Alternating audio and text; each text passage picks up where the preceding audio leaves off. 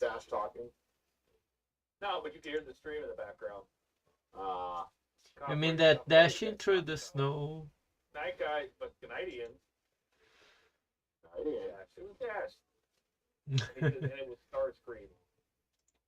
Ian's taking off the second time tonight. All right then. He sent me a second video. Yeah, Starscream was an F-15 as well. I have an F-15E kit. I wanted to paint up in Starscream's colors and then throw the Decepticon logo on it. That would be cool. I know there's a number of videos of people doing it.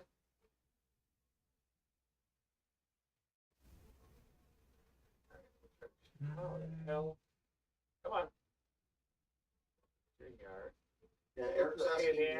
It's a pain in the ass, Dash. I don't even know where that went. What is it trying to open? Okay. I can't even share that.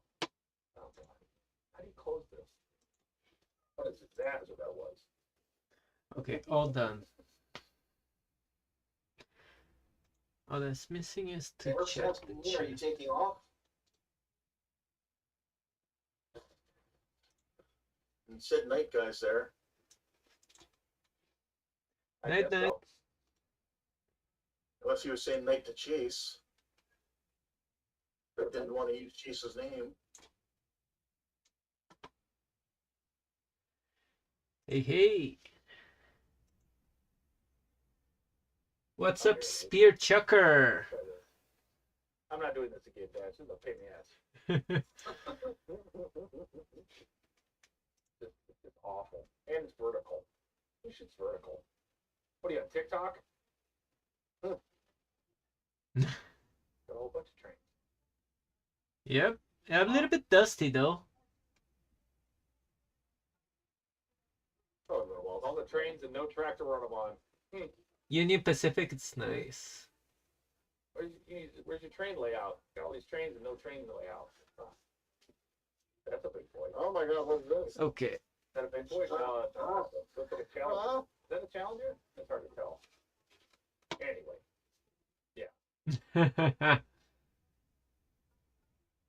The IT guy getting frustrated. No, it's just send it through Discord. Then I have to download the video, open the browser, share the browser. It's just not worth it. It's not worth it. Okay. See, Marco, you joined right when we were leaving because we're all done here. All already done? Oh, I was gonna go. Hang on, let me go check. Been going for 5.5 hours. Let's try. I'm pretty sure it's that good. Okay. Now I'm just gonna start. Well, at least I got to see where you guys at. Can you do like one close-up, show what you did today? Oh yeah. Todd was his brain part work tonight.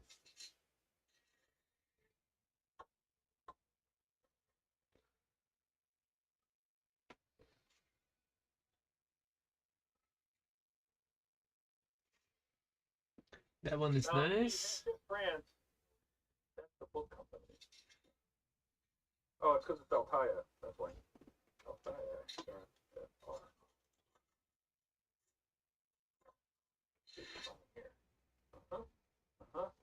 No, yeah, sure.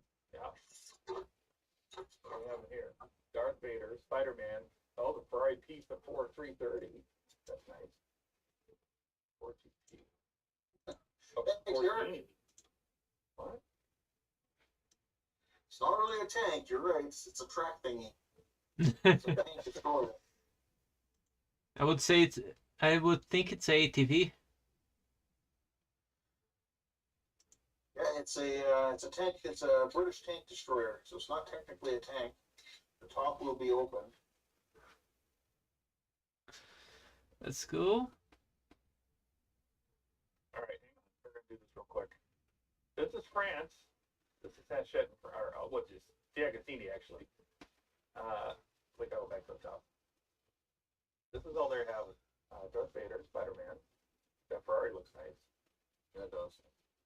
Iron Man, Ford GT, ET, that sweet little Gordini, because, why not?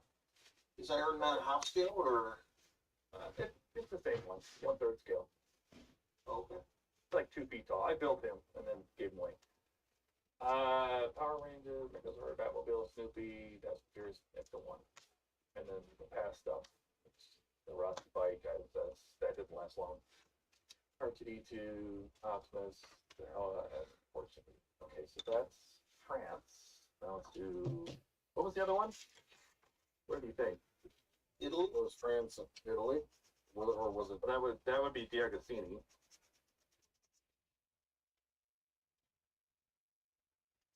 I spelling that right? No. No, you have to spell doing this with the hand because it's Italy. Di Agostini. This is Italy. Darth Vader, Spider-Man, Same. Ah, Alpha. Alfa Romeo. That'd be kind of cool. T1. Same Batmobile. Oh, look at this. They changed this. Ha! This used to be the Falcon and the X-Wing as one package. Uh-huh. And now it's the Falcon and the Starships collection. Wow. Gone. That's it. That's it for Italy.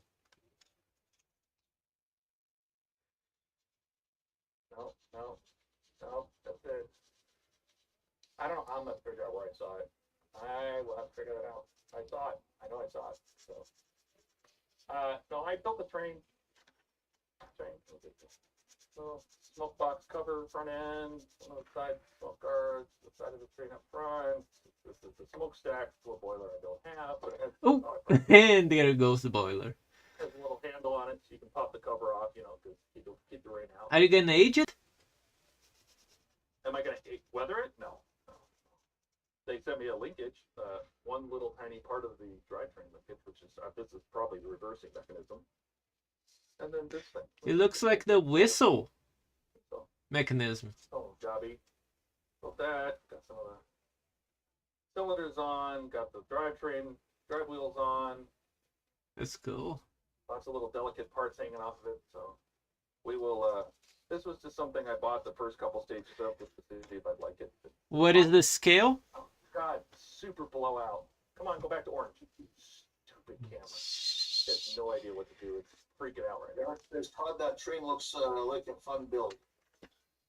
It is kind of fun. I mean, it's not complicated. It's not hard. It's got lots of cool parts. Oh my God. What is the scale? 1/32. It's too bright. Is that what my camera does up like this? It's so bad. It's bright. it's warmed up. I got the light so far down because this camera is just not happy with. It's too bright for this camera. Yeah, it's 1/32 scale or G1 scale. So I'm gonna get a little piece of track to display it on, but I'm gonna buy I'll buy the next month's worth. We'll see what the next couple issues are. Awesome. You guys are so patient. I don't know how you do it, like, wait for the parts. Well, nine other part works to build, so I got plenty going on. We're just wrapping up there, Andrew. Yeah, I mean, you can come on if you want to say hi, but I know that Ken is done. I don't know, Jordan, where are you at? Are you just getting started, or what are you doing? I got to the finishing point. Like it kind of made good sense. So, Oh, are you? I did. I'll go ahead and share. Yeah. With myself. Got all my decals put in. So, all Nice. that. And I got some of the some brush. What's that? Bunch of little decals. Yeah, the bottom wasn't too bad. The top is going to be murder. It's going to be pretty bad. I did also take a little bit of the insignia white with a brush and just started taking some chipping and some different feathering and distressing. Get some of that in there. Was it really like down? Oh, Right. Oh my god. Yeah, so kind of got some of that. I used a little bit of the reference material that they gave us, and then added a little bit of my own. But all the decals are down along the bottom. I've been running some mark softer over them, and they're starting to melt into the model. Thanks, Eric. But yeah, so really, I just kind of finished up the decals on the front, and then just worked on a lot of the chipping and stuff like that. Basically, I'm going to be finishing up when I record this week. It's going to be for the week after next video. Basically, I'm going to be putting the thrust vector plates and the fuel pressure stabilizers on the back, and whatever greelies that are left over for stage 56, and then this thing is going to get put away until probably about 4 or 5 months from now, until we're kind of done with the top and the mandibles, and then we'll start working on leathering at that point. So yeah, I'm just kind of glad to be done with this point. So getting here has been the what? Mandibles.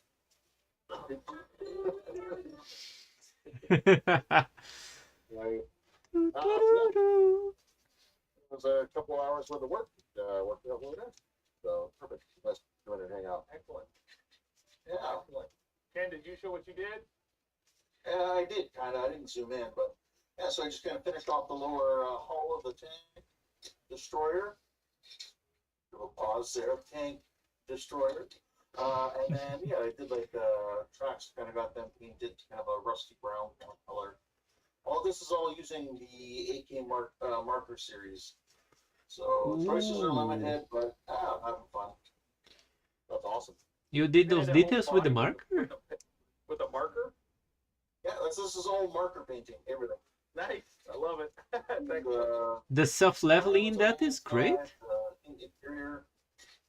Yeah. No, the AK came out with a real colors marker set. It's pretty sick. Nice. Yeah, just for the white to take so many coats to get good coverage with.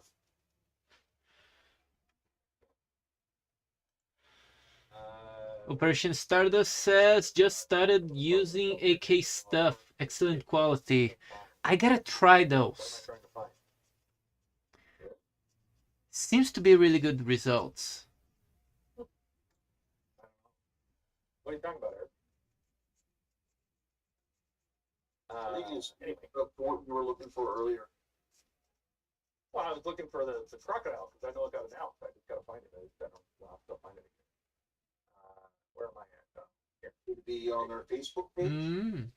Nice to know. Maybe. You- Maybe. Anyway, so that's this is through the third month through Pack 12 or Stage 12 of the Mikado 141R, a Baldwin train locomotive. This is all metal and quite heavy. And then First time working with metal or no? no, God, this like my 21st part work. So no. And our boiler cover, push me inside. Our smoke box. I like that. I don't really think it's supposed to be open. Cool. That's so cool. Smokestack, and I swear to God, I think this is a reversing linkage. It's a reversing linkage. I think it's the But that's it. whistle thing. No, I don't have a whistle yet. I got the smokestack. Don't have the whistle yet. So, but I mean, you know what? I for all the little parts, and these are all spring loaded. You know, Ooh, nice. spring loaded. This is actually spring loaded, so it can come out, engage with another train. The bogie turns. All the wheels turn, obviously. They're all on suspension. They all go up and down individually. So it could actually run on the one of those larger tracks if it was hooked up with something else to pull. Yeah. I mean, I tighten these wheels down so tight that they don't turn, but I could loosen them up and they would, because it doesn't really have a reason to turn. But yeah. I mean, it's really a display model. But if you pushed it with something or dragged it with something, I would imagine it would. I wouldn't trust this linkage whatsoever. But a flimsy little chunk of display metal. But it's interesting how much stuff they added to it. They didn't have to, but it'll be fun. I'm happy with all the little the rivet details, and the paint stripes are really nice, and that plaque is really nice. You can actually read it. The Baldwin. It's got the walkway on the inside. Stairs in the front. That's cool. So I so far so good. I'm pretty happy with it. Awesome. Excellent. What are you working on, Marco? Before we get out of here. Just working on my dragon, but I barely started again, so people already saw how it was. It can move now. Yeah, it still looks nothing like a dragon. Looks like a mechanical chicken. Cool. But eventually it will. It'll get there. That's a lot of- Yeah. All right, Eric said Australia would be a good luck place for a crocodile. Yeah, but nobody sells anything in Australia. There's a world with just Australia. That's about it. Anymore. I got a new construction that I'm gonna start soon though. Once I finish this, I have a HR-78 ready to start. But first, here it is. Oh, cool. Oh, This one scares me because it has clear parts. One scratch and everybody can see the scratch. I'm gonna learn how to polish really well. oh, dip it future. Yeah, I was thinking the same. And your I love your headline still says Angie Hobby. Angie Hobby. Oh, But I- Angie Hobby. Angie's List. Yeah, it's like Angie's List. But watch this. I can fix that.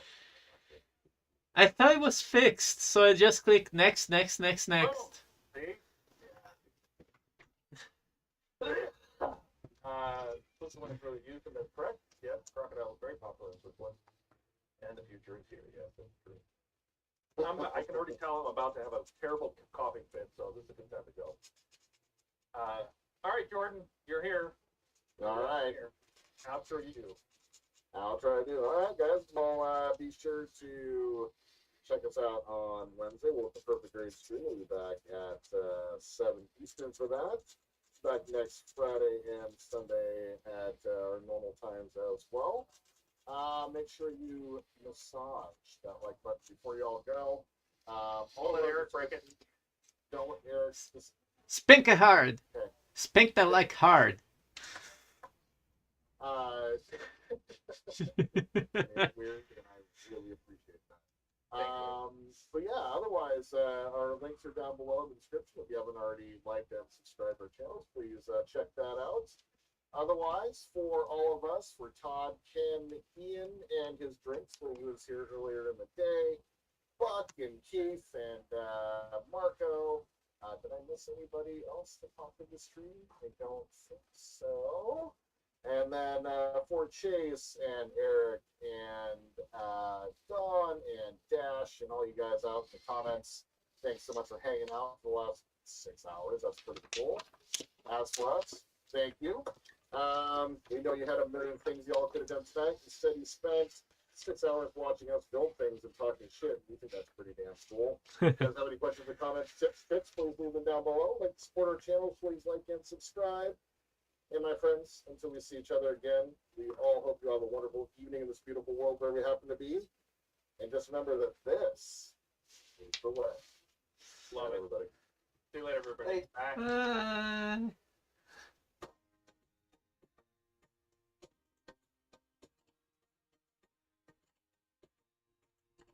Thank you, Operation Stardust. I'll be continuing this stream. Is HTM Hobby Time Modelers live stream just ended. Check all their channels. All right. Hey, hey. See you guys. Have an awesome rest of your day. Wait, right there. You too. We're getting it. And we're back. 1, 2 test. 1, 2 test. Can you guys hear me okay? Spear Chucker, Operation Stardust. How is everybody?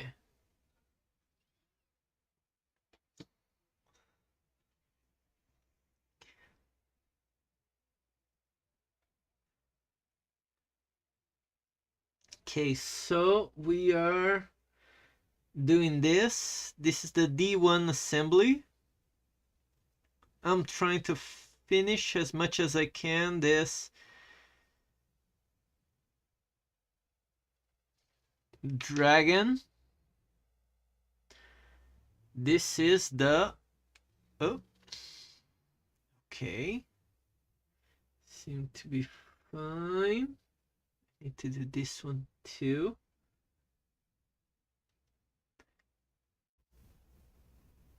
There you go. So this dragon, it's on its way to get ready.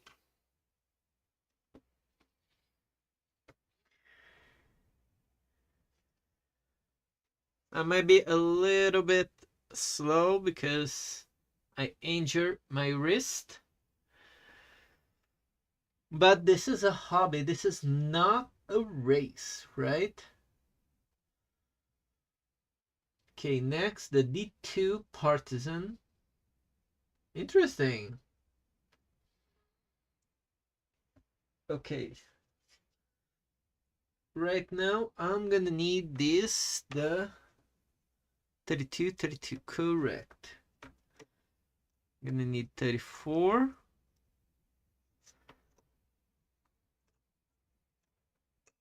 Which is these two. And 33, which is this one over here. Let's start with 33.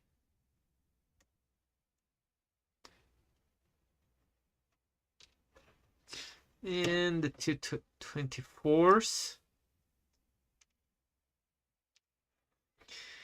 This is different from any Gundam I ever did. First time assembling wood. Look at my wood. And I also got a new thing.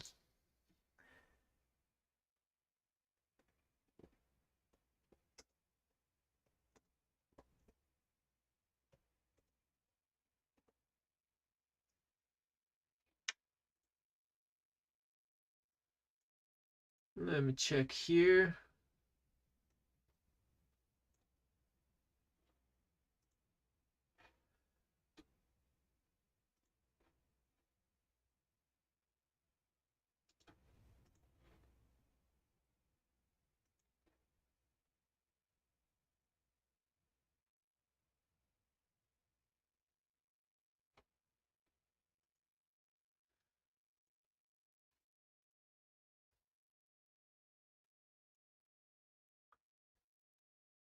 Just a second, guys. Let me fix up this.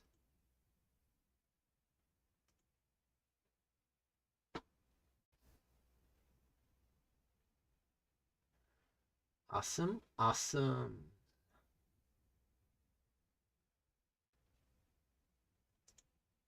So, you know what I found out?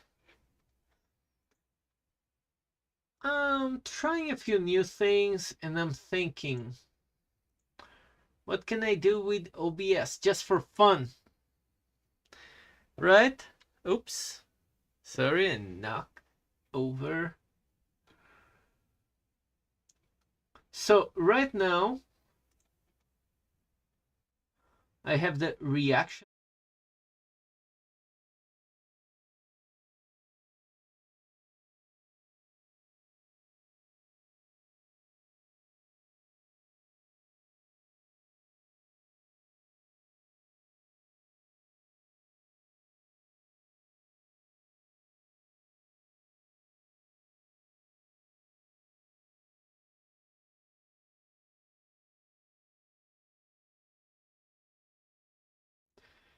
Again, this is the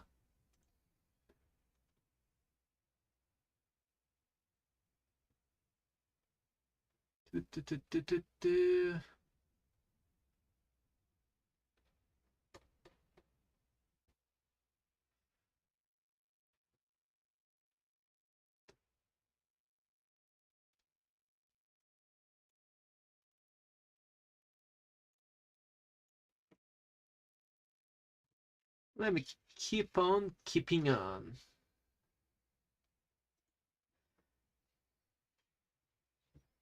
So first of all, I'm gonna clean these parts. This file is gone.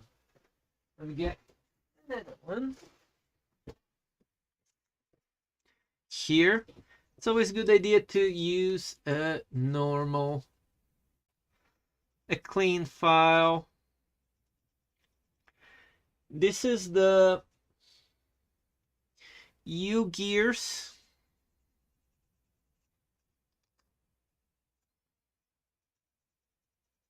Windstorm Dragon, but about the file, don't use the file that they give you. They give you a really thick file. You want a smoother file, a higher grit file.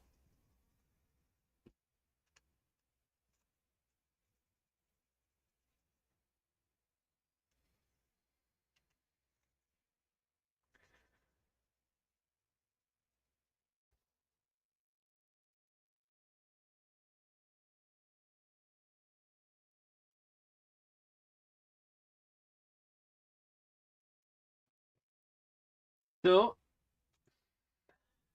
is anybody building something interesting?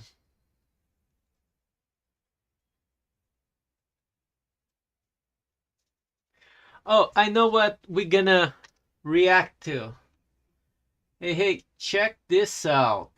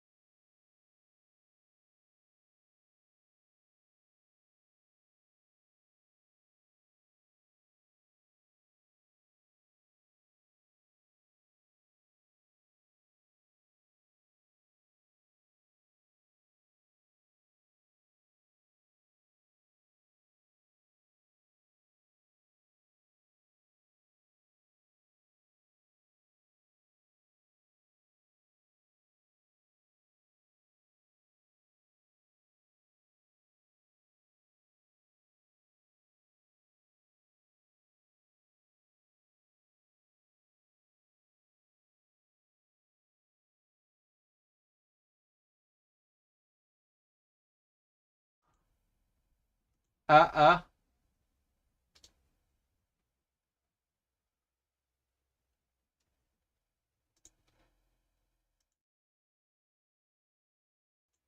One, two. Test, test.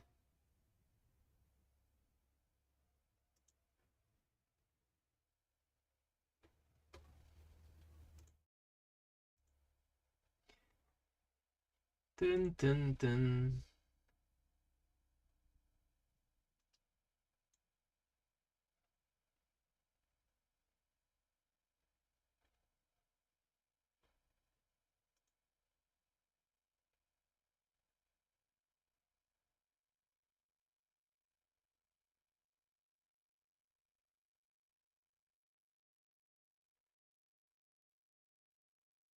Sounds weird? How weird?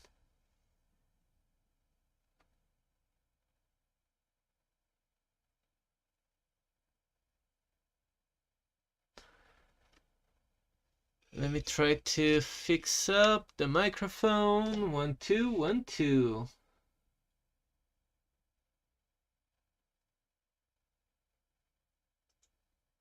Audio capture is good. Media source.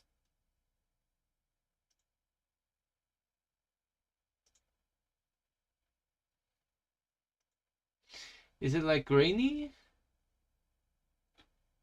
Okay. Tell me if you can hear.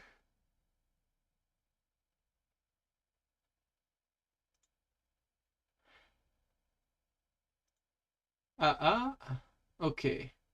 Let me test the sound this. I don't know. I really don't know. I mean, honestly, the only thing I could see him being, well, a couple things I could see him being interested in. One, Dungeons and Dragons. Can you hear that all right?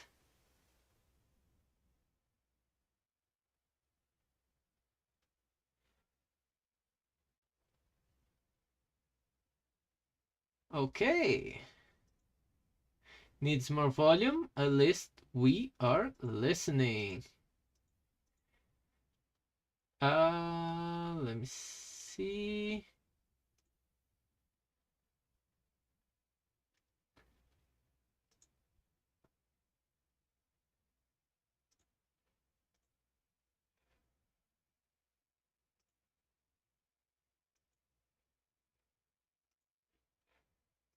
Where is the play? Magic the Gathering, because he had harsh words about the treatment of the Gygax legacy. Yes, same. Which we've been covering that for years. And two, Optimus Prime, because Okay. his AI Oh, yes, it's robot. Do you need a free?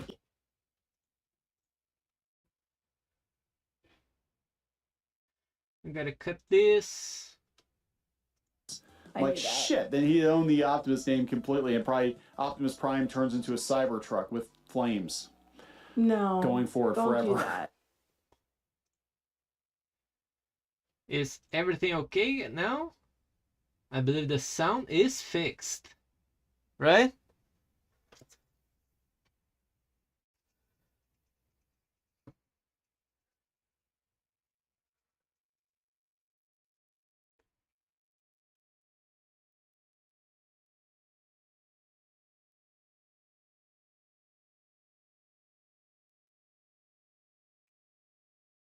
So the main thing that Hasbro has that might interest somebody in order to purchase is intellectual property. Just the intellectual property of Transformers can grant somebody millions if that person knows how to capitalize on it.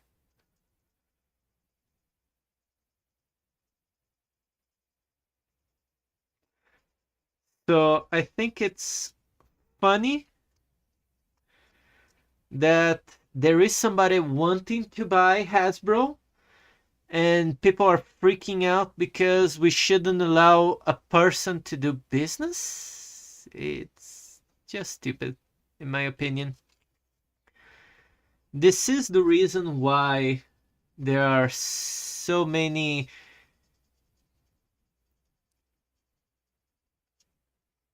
Gundams and nothing more outside Gundams on robots. You know what I mean? Like, there's so many awesome IPs that I would like to have the miniature, to build the miniature, and I don't have it. All because the IP is with somebody, and that somebody don't want anybody to build on it, I guess. Ay, ay. So this would be here. Double check. Yes.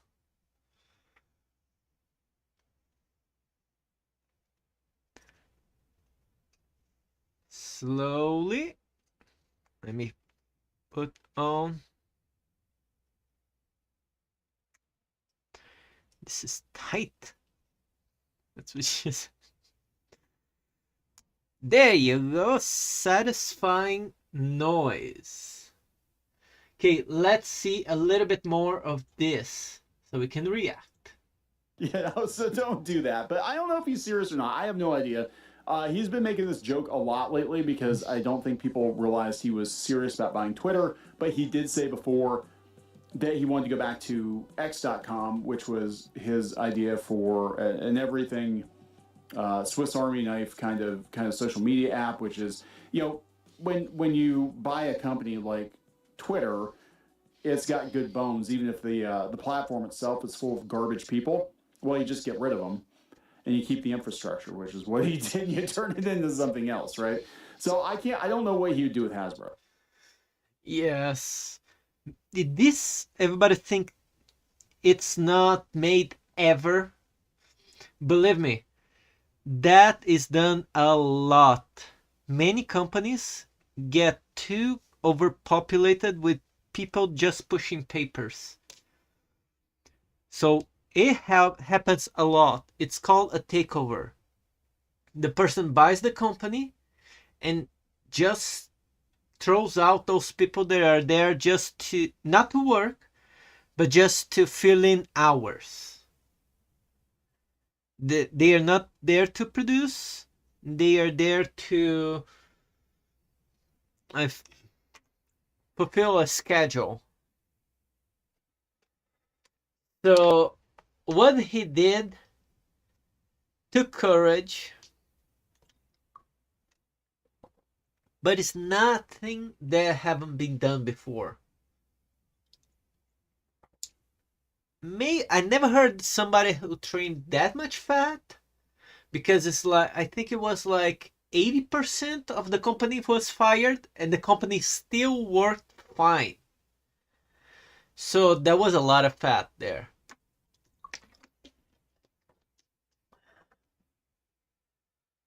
What do you guys think? 80%? That's a lot. Let's hear a little bit more. I'm being honest. I have no idea, other than a couple of game IP. I mean, does he want to make toys? I don't know. They don't even want to make toys. So we'll talk about this. Before we get into anything further, please subscribe for more pop culture news, views, and rants. Guys, yeah, woohoo if you do. Woohoo! Go out to clownfishminus.com. Help support the reef. We got a couple signed items left. Lots of other stuff. Thank you very much. They got good stuff. They got good stuff there. Also has the podcast content on it. So this is coming from comicbook.com. I think Vinny sent this over this morning. I saw this. I didn't realize people were flipping out. I took it as a joke. But maybe we should walk back here real quick. He's been joking a lot, so if he does it, explain the situation. nobody this will is the infamous think he thread is here gonna with go Grums for it. where, he was talking about in the 50th anniversary. Which we told you the guy had said was coming. We didn't actually put it in. Yeah, Jason Tondro put this in the forward. He basically said that, the game was kind of racisty back in the day, and we know so much better now, and I'll spare you the details. You can go out and find that. But anyway, Musk is like, nobody, and I mean nobody, gets to trash Gary Gygax and the geniuses who created Dungeons & Dragons. What the fuck is wrong with Hasbro and WotC? May they burn in hell. That was the first step. the Yep, next step was, Gygax. how much is it? And he asked how much He it was. And now fought people a are flipping. ton of But it people. wasn't. People don't know this, but Gygax, D&D was created by 3 people. 2 older guys and 1 young guy. Let's just put it at that. And they fought tooth and nail in order to create that game. And everybody was saying that, no, what you're doing is stupid, but they continue. And they created one of the most, if not the most well-known game out there, Dungeons and Dragons. It's extremely complex. And now, people that have been enter in the game now, it's saying that they were bad for making the game racist. You know what? What did you create it with your own hand? You know? They had to go through a lot.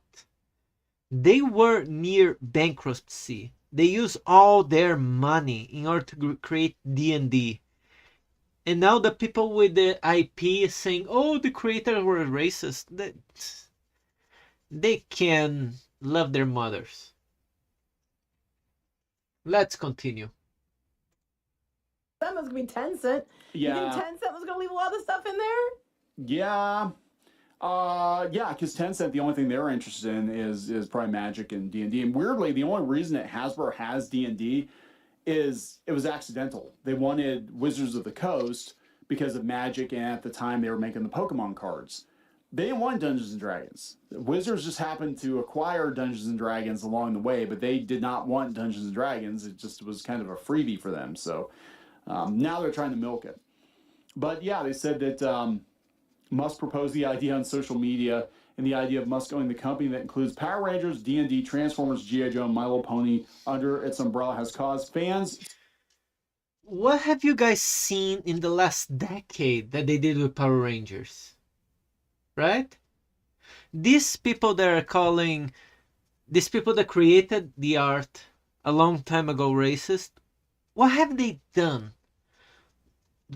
IP Power Rangers right now, if I could have the IP and I hire that artist and he does a comic book, it will sell out because the IP is that powerful. Power Rangers, for real?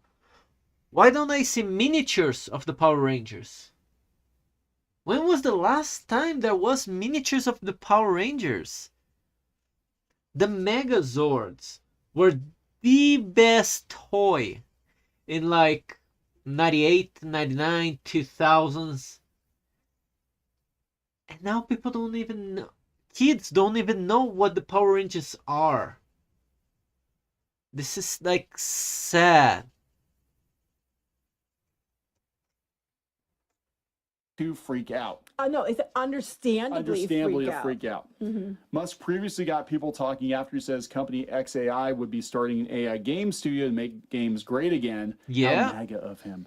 But this current proposal has had ripple effects through a host of franchises due to how many Hasbro currently owns. Well, Hasbro and Disney are end stage capitalism personified, right? Like Hasbro has purchased pretty much every.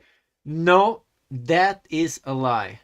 Hasbro, it's a different thing being very pro-capitalism and being a monopoly.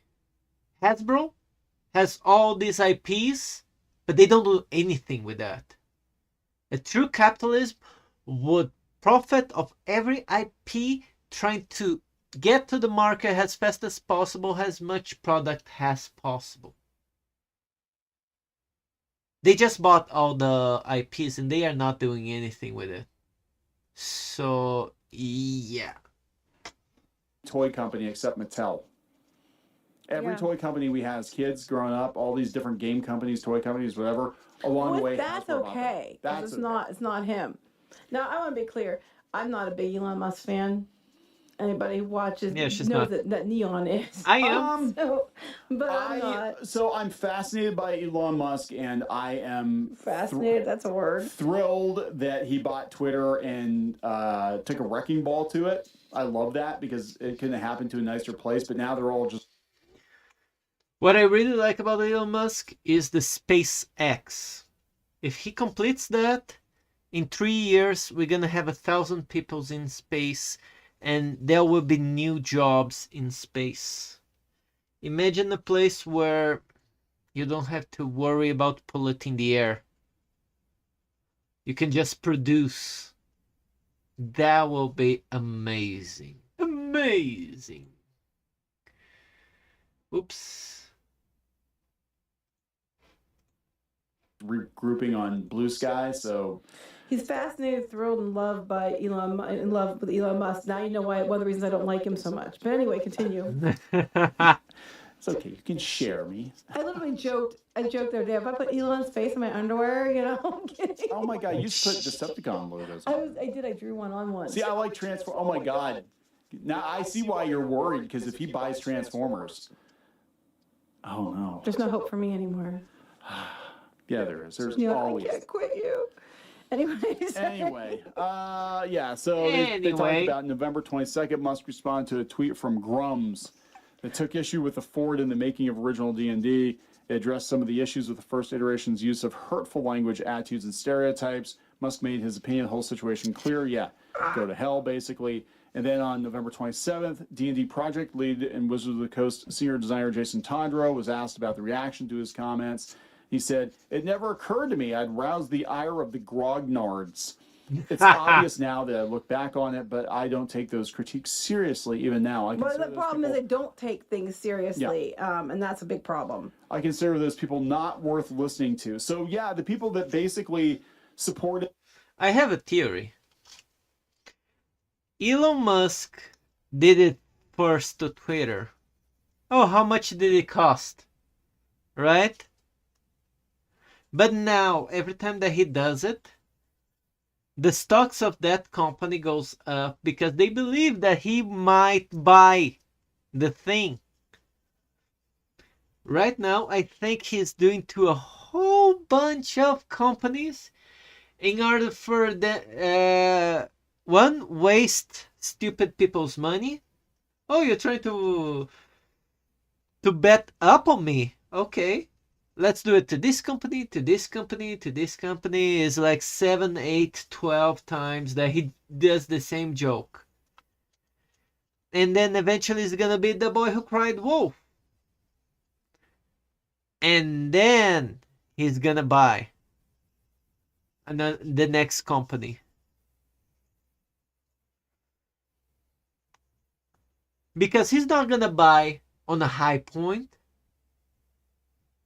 They delay the purchase of Twitter so Twitter can get to a high point so he could buy it.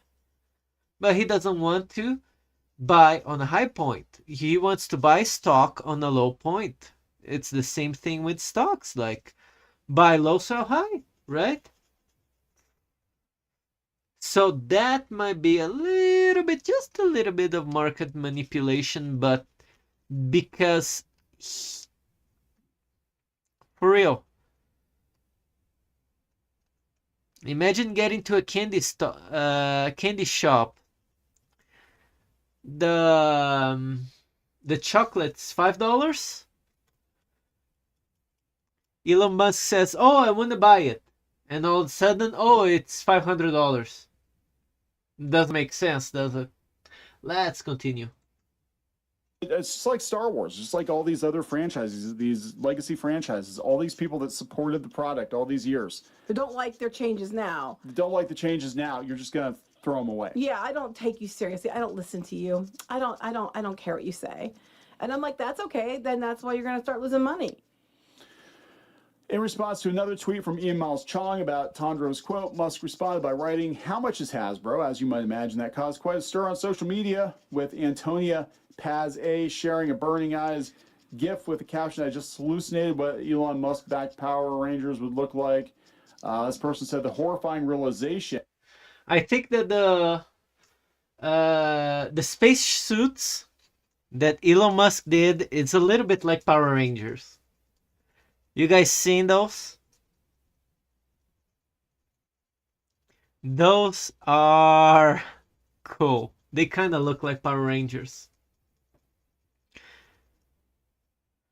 $30 million spacesuit. That's a lot of money. So if you're gonna spend that money to make a suit, you better make it cool, right? Oh, and if you think $30 million is expensive, NASA spent, I think it was $4 billion and still don't have a functioning new age suit. And I think they were like 12 years, something like that, researching the suit and still nothing.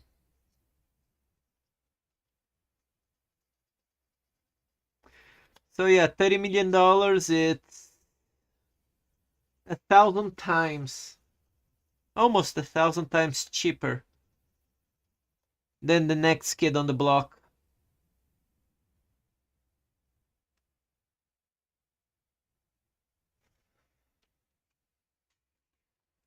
Okay.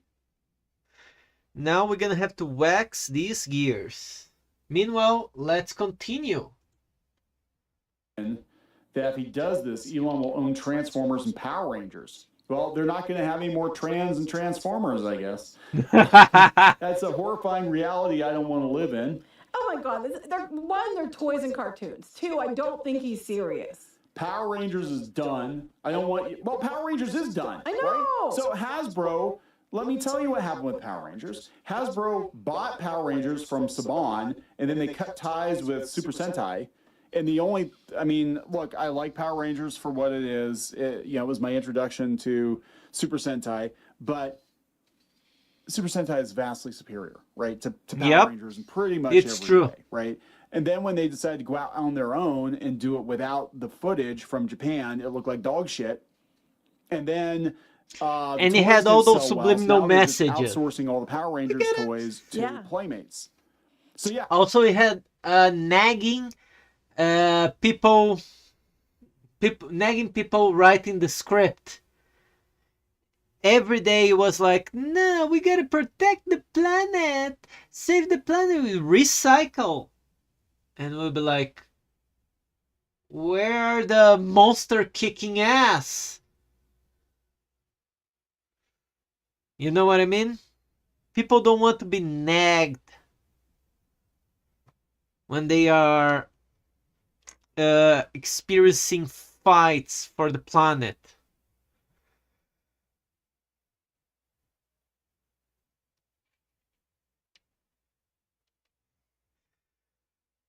Let's continue. Hasbro's done fantastic. They've done a wonderful job with this. Yeah, but you're expecting them to know that. They're not. They're just mad because they're hearing Elon Musk Hasbro, not understanding that a lot of the toys aren't even being done by Hasbro anymore. They own the IP, but they're outsourcing to other people that are making the toys for them. Oh God! The quality of Hasbro toys we've down been covering the hole. all this. So I think that what's so fascinating about this is the kind of the nexus of so many of the things that we talk about on this channel, just all kind of congealing into one place, like the gray goo of pop culture.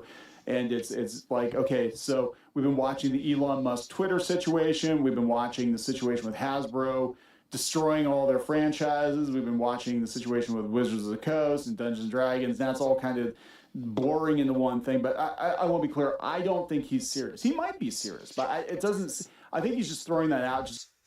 I still think he's trying to throw people off of what he wants to buy. He's throwing a lot of things out there also for people to think about. Even if he doesn't buy it, people will be thinking like, wait a second, I used to know this brand. Where is it now?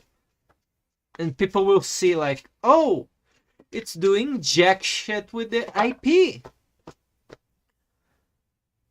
Yeah, it bought all our heroes and it's doing nothing. Oh yeah.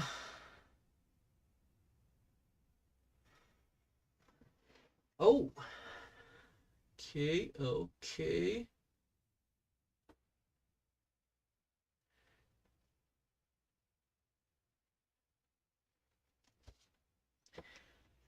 Let's play. Get rise out of people now. Like, hey, I might buy it. Shut up or I might buy it. Elon, stop buying and ruining everything challenge. This is the Basically, worst news ever. stop ruining what I like. Yeah, Where stop is changing it so it's not what about me. 37? Oh, If I Elon think I ruins completed D&D, this I'm one. actually Too going to late. lose my mind. D&D has been ruined for decades. There are many more. While Musk purchasing Hasbro could be just something to stir the pot, you never know. I honestly think it's Next fine. play. I think in this case it is. But the thing is that it actually caused Hasbro's stock to. 37 is this That's one. funny. Because Hasbro doesn't know what the hell they're doing. Well, before the buyer was likely going to be Tencent, which again, a lot of the changes they've made to D&D and Wizards of the Coast lately, Magic the Gathering lately, I think that they would walk back. Yes. It was because this considering where they were 10 cents based. I think they would walk a lot of that back. You would either way. It's not going to be what you've dictated. And the thing is, at the end of the day, never mind. The books are already out there. If you already have the books, you can make your character any way you want to. No one was ever telling you couldn't. You know what I mean? A lot of people telling. Okay, look at this graph. Remember what I said? When he tweets, it's gonna go up the price. You see the last one? The last one is a really high up. You see what I told you right now? Look at that. Hasbro went up 1.26. That's 1.97% of the value. Ever since Musk said that. Because the market is seeing this company like, oh, a company that haven't done anything in a long time, anything that's like amazing. Yeah, they done one thing or another, but they. When was the last time that you saw Hasbro with good eyes? Right now, Hasbro is doing mostly toys for kindergarten or something. You know? And all of a sudden, 1.97%, almost 2% increase in value. Just because Elon Musk might do something. Because they do have potential, they have awesome IPs. They just don't use it. I don't know why they don't use, oh, this is racist, that is racist. Yeah. That is F up. Let's continue. Other people they can't do something, and D&D is the gatekeeping people that are there now. Yeah, I think. Well, that's just it. I think honestly, what Hasbro is going to do. I mean, regardless of what.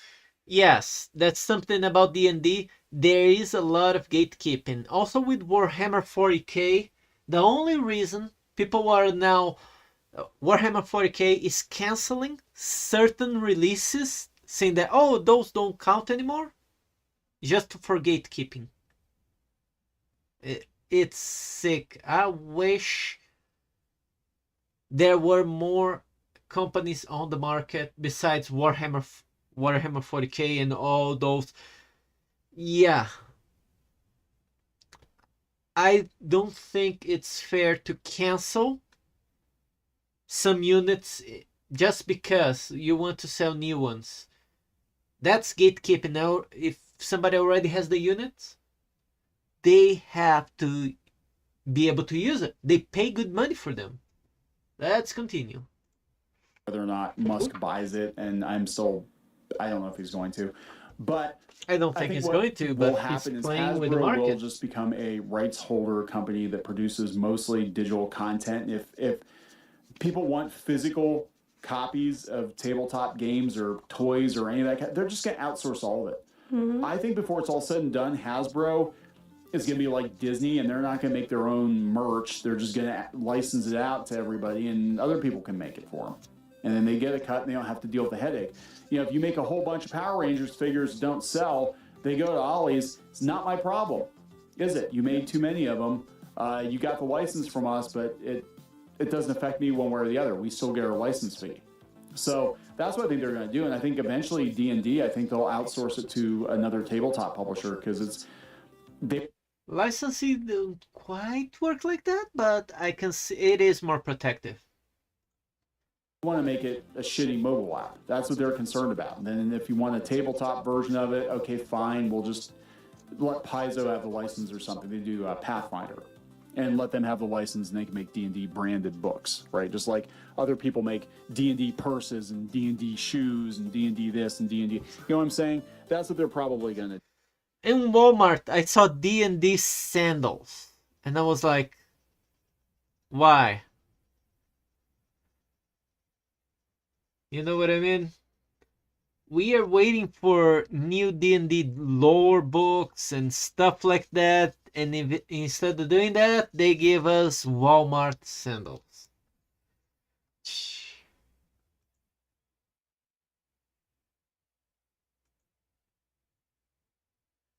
And this is interesting.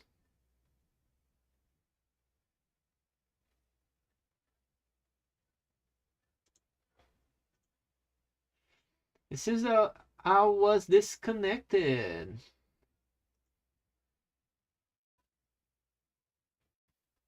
Okay, and we are back. I don't know why I was disconnected from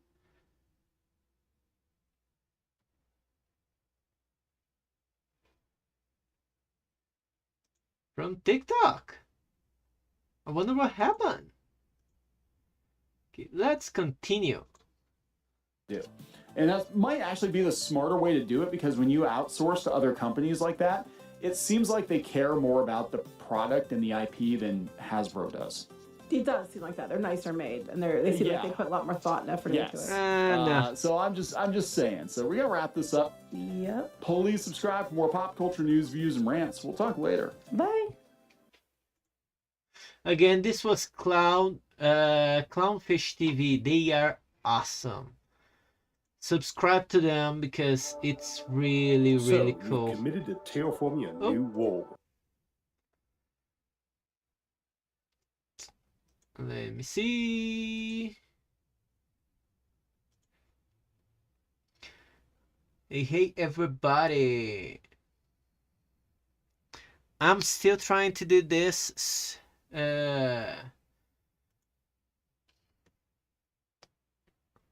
I'm doing a lot of small parts for this dragon. Can you guys see here? And then I have to assemble them all at once. It's gonna be different. For now, I have to prep these parts, and we will be again reacting to a few videos. But first, I want to know how is everybody today. This is by U-Gears. This is the Storm Dragon. Right now, I'm multi-streaming on TikTok, YouTube, Kick, Twitch, and so on. Oh, don't use the file that they give you with the U-Gears. Okay? Use a file that's more soft, a higher grade files. Right now, I had to clean these colors, this gear, sorry, in order to, let me just see. Hey, hi there everybody on TikTok. How is everybody?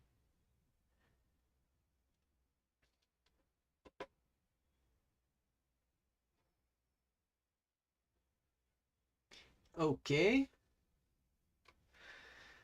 So when I remove from the main plate, there are a few higher parts here, and I got to file them for them to be smooth.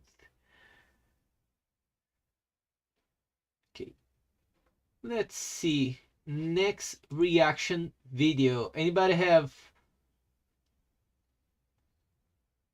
No. No. Oh, Robot Chicken. No. Nope. Something funny. V-Box Gaming. Merchant Engineering. Oh, I know. Let's see this. Everybody ready? Reaction Say box goodbye to time. boring Oops. water and say hello to the ninja. Nope. Let's not say hello to the ninja. Space exploration isn't just about reaching for the stars. It's about learning from each step forward. SpaceX's successful Starship Flight 6 proved exactly that. And now And people that say that Starship Flight 6 was not successful, they don't know what they are talking about. Just because they didn't recover the ship, let me correct myself, the test ship, doesn't mean that they didn't fulfill the requirements of the mission. Space rocket scientists, don't know what's going on with me. I cannot even talk now. Rocket science is really, really hard. So if the mission was 90 something percent successful, let's celebrate that. Okay? Even the landing on the moon wasn't like 100% all speak span clean. Let's continue the video. the Space Pioneer is ready to push even further with Flight 7. Hidden beneath the surface of this next launch lies groundbreaking cooling technology that could revolutionize how we handle the intense heat of atmospheric re-entry. Yes, the main thing about the last test is the atmospheric re-entry. Is the hardest thing to get it down to a T. And I believe there will be many iterations even when Starship is already flying. Because they don't want, just like the space shuttle, it comes back and you have to replace every single tile. No, they want a shield that will withstand to many re-entries. So this last test, they came in at a really, really sharp angle in order to increase the heat of the re-entry. The stakes are higher than ever as SpaceX prepares for what could be their most ambitious test yet, with a launch window potentially opening as early as January 11th. This isn't just another test flight, it's a crucial stepping stone toward making fully reusable spacecraft a reality, featuring revolutionary heat shield designs and cooling systems that could change everything we know about spacecraft re-entry. Well, this is Space Frontier on YouTube. I think it's a good idea to follow them. It's a nice channel. And also, just a second, let me focus here. If you have seen the Storm Dragon being built, know that I file it and I press my finger through it to make sure it is smooth.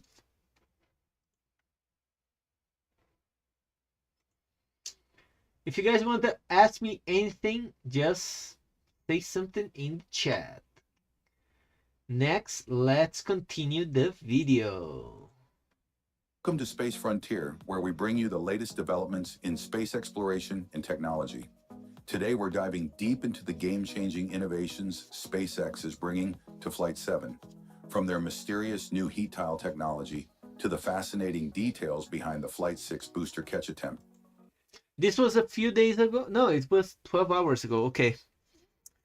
There is speculations on the internet that they were trying to bump up from the 11th to the 1st to do a flight of Starship 7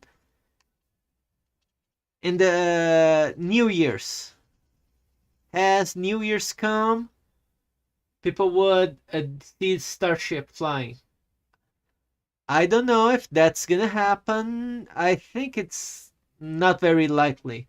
But there was the speculation on the internet about that. Let me just tell you that I don't think he will touch on that because that's still speculation. Let's dive right in. The story of Flight 6's booster catch attempt reveals just how complex these missions really are. A day after the dramatic Gulf of Mexico splashdown, Elon Musk took to X to share what actually happened. During the critical moments of flight, the communication link between the launch tower computer and the rocket went dark. Picture this crucial piece of infrastructure, the tower's weather and communications antenna, taking the full force of 33 Raptor engines at liftoff. Yeah, the intense antenna acoustic busted. energy and pressure waves literally knocked it out of alignment, severing our eyes and ears to the booster's telemetry data. The flight director faced a split-second decision that would make any space enthusiast's heart race: attempt the catch without reliable data, or guide the booster to a controlled splashdown. While the catch mechanism might have worked, the risk of Yes, again, this is rocket science. Just one antenna getting bent blinded the ground team, and landing something blinded is not a good idea. Just saying.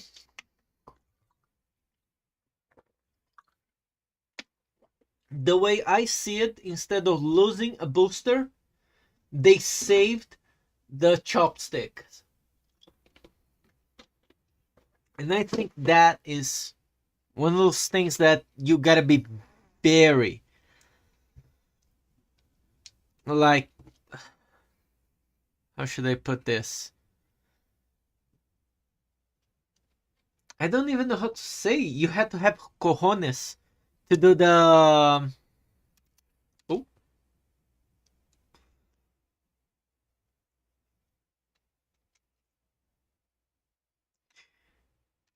to do that type of. Okay, this is different. Oh. Okay.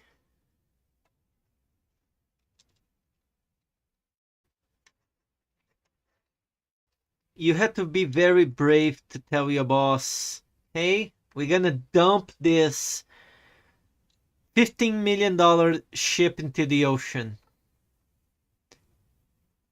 Right? 15 million or 50 million? Something like that.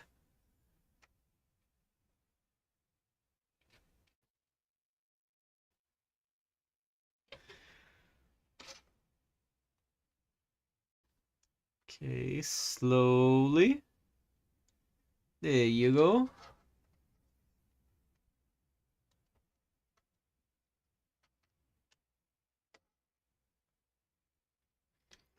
And there you go. Let's test it. Oh yeah, you see that? It's working. Let's put play. damaging the launch pad's infrastructure was too high. Sometimes the bravest decision is knowing when to step back. But SpaceX doesn't just learn from setbacks, they evolve. Within hours of regaining access to the launch pad, engineers were already scaling the tower, meticulously examining every component. The arms underwent comprehensive reinforcement, and by Monday evening, they were back in action, performing smooth movement tests at the tower's summit. Awesome. This rapid response showcases SpaceX's unwavering commitment to continuous improvement. The launch itself left its mark on the pad infrastructure. A dramatic fire erupted at the Starship's quick disconnect mechanism after liftoff, likely sparked by residual propellant meeting the rocket's exhaust. While the flames eventually died out, this incident highlighted the need for refined propellant handling procedures. Engineers have since been conducting detailed inspections, with scaffolding erected around the launch mount to access every inch of the structure. Now let's talk about what makes Flight 7 truly revolutionary. So, you know, this is the most complex piece of machinery to date. Not even the International Space Station has so many moving parts. I'm talking about, it's not just the starship, it's not just the booster, it's the tower, the station to refuel it, the control station. Everything has to be working together flawlessly. And it's one of those jobs that I believe that you do have to have nerves of steel to do it.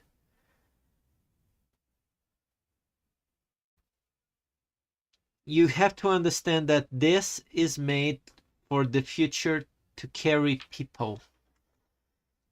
And I was thinking the other day, as you build something like this, you gotta build it with the mentality of, would I travel in this that I'm building? If I'm building for other people to go in it, would I go with it?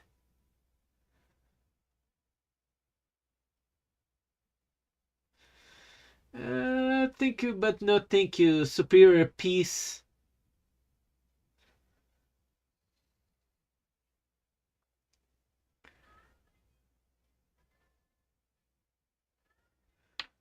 So right now, let's continue this video. Oh, by the way, this is a beautiful shot. I don't understand what's going on. I'm not seeing any news on space Starship. They are about to make humanity multiplanetary. They already can lift, is the most powerful lifter in the world already. Okay?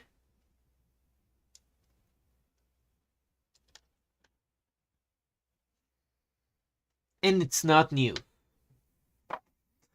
Well, what the news think it's news, right? Let's play.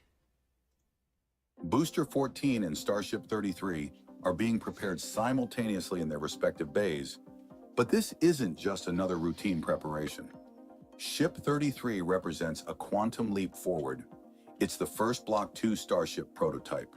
This upgraded version features enhanced thermal protection, improved structural efficiency, and optimized aerodynamic surfaces that could redefine our understanding of spacecraft design.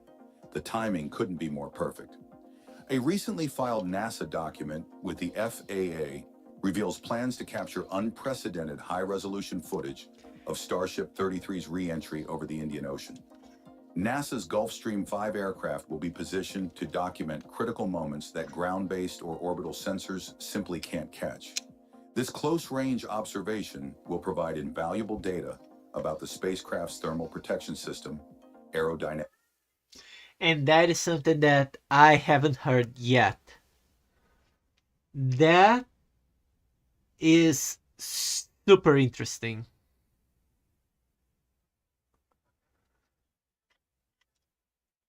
Okay. This is strange.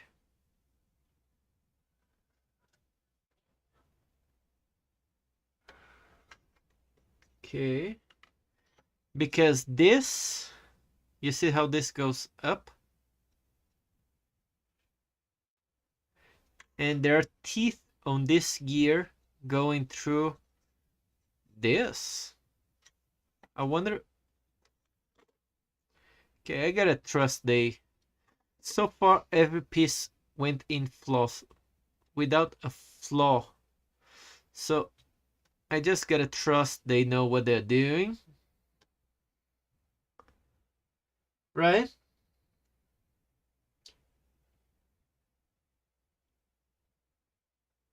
Oh, so nice of you, Eduardo Chino. Why don't you go love your mother? Huh?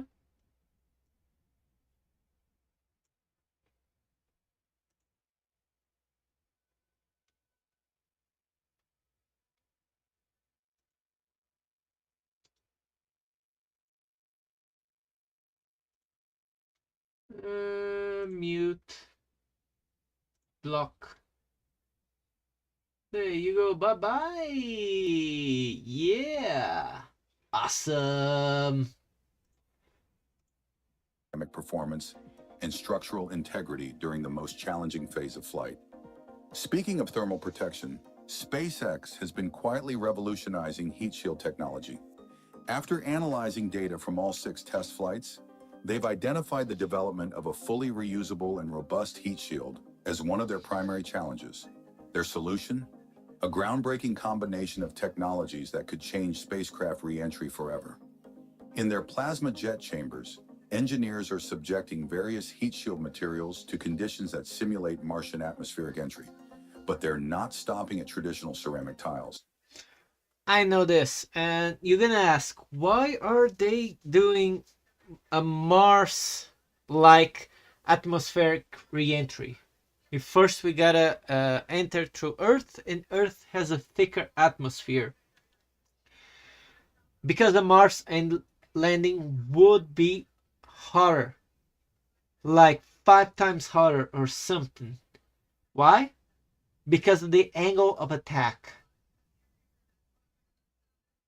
So yes, they are going for the worst, testing for the worst scenario imaginable in order to make this work on all possibilities. Let me get the 38 piece. 38, 26, 38 is this nice ninja star. And you're gonna need a 38 and a 4.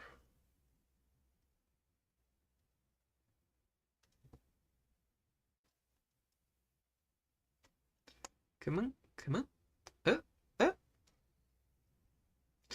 I'm doing this very slowly. There you go.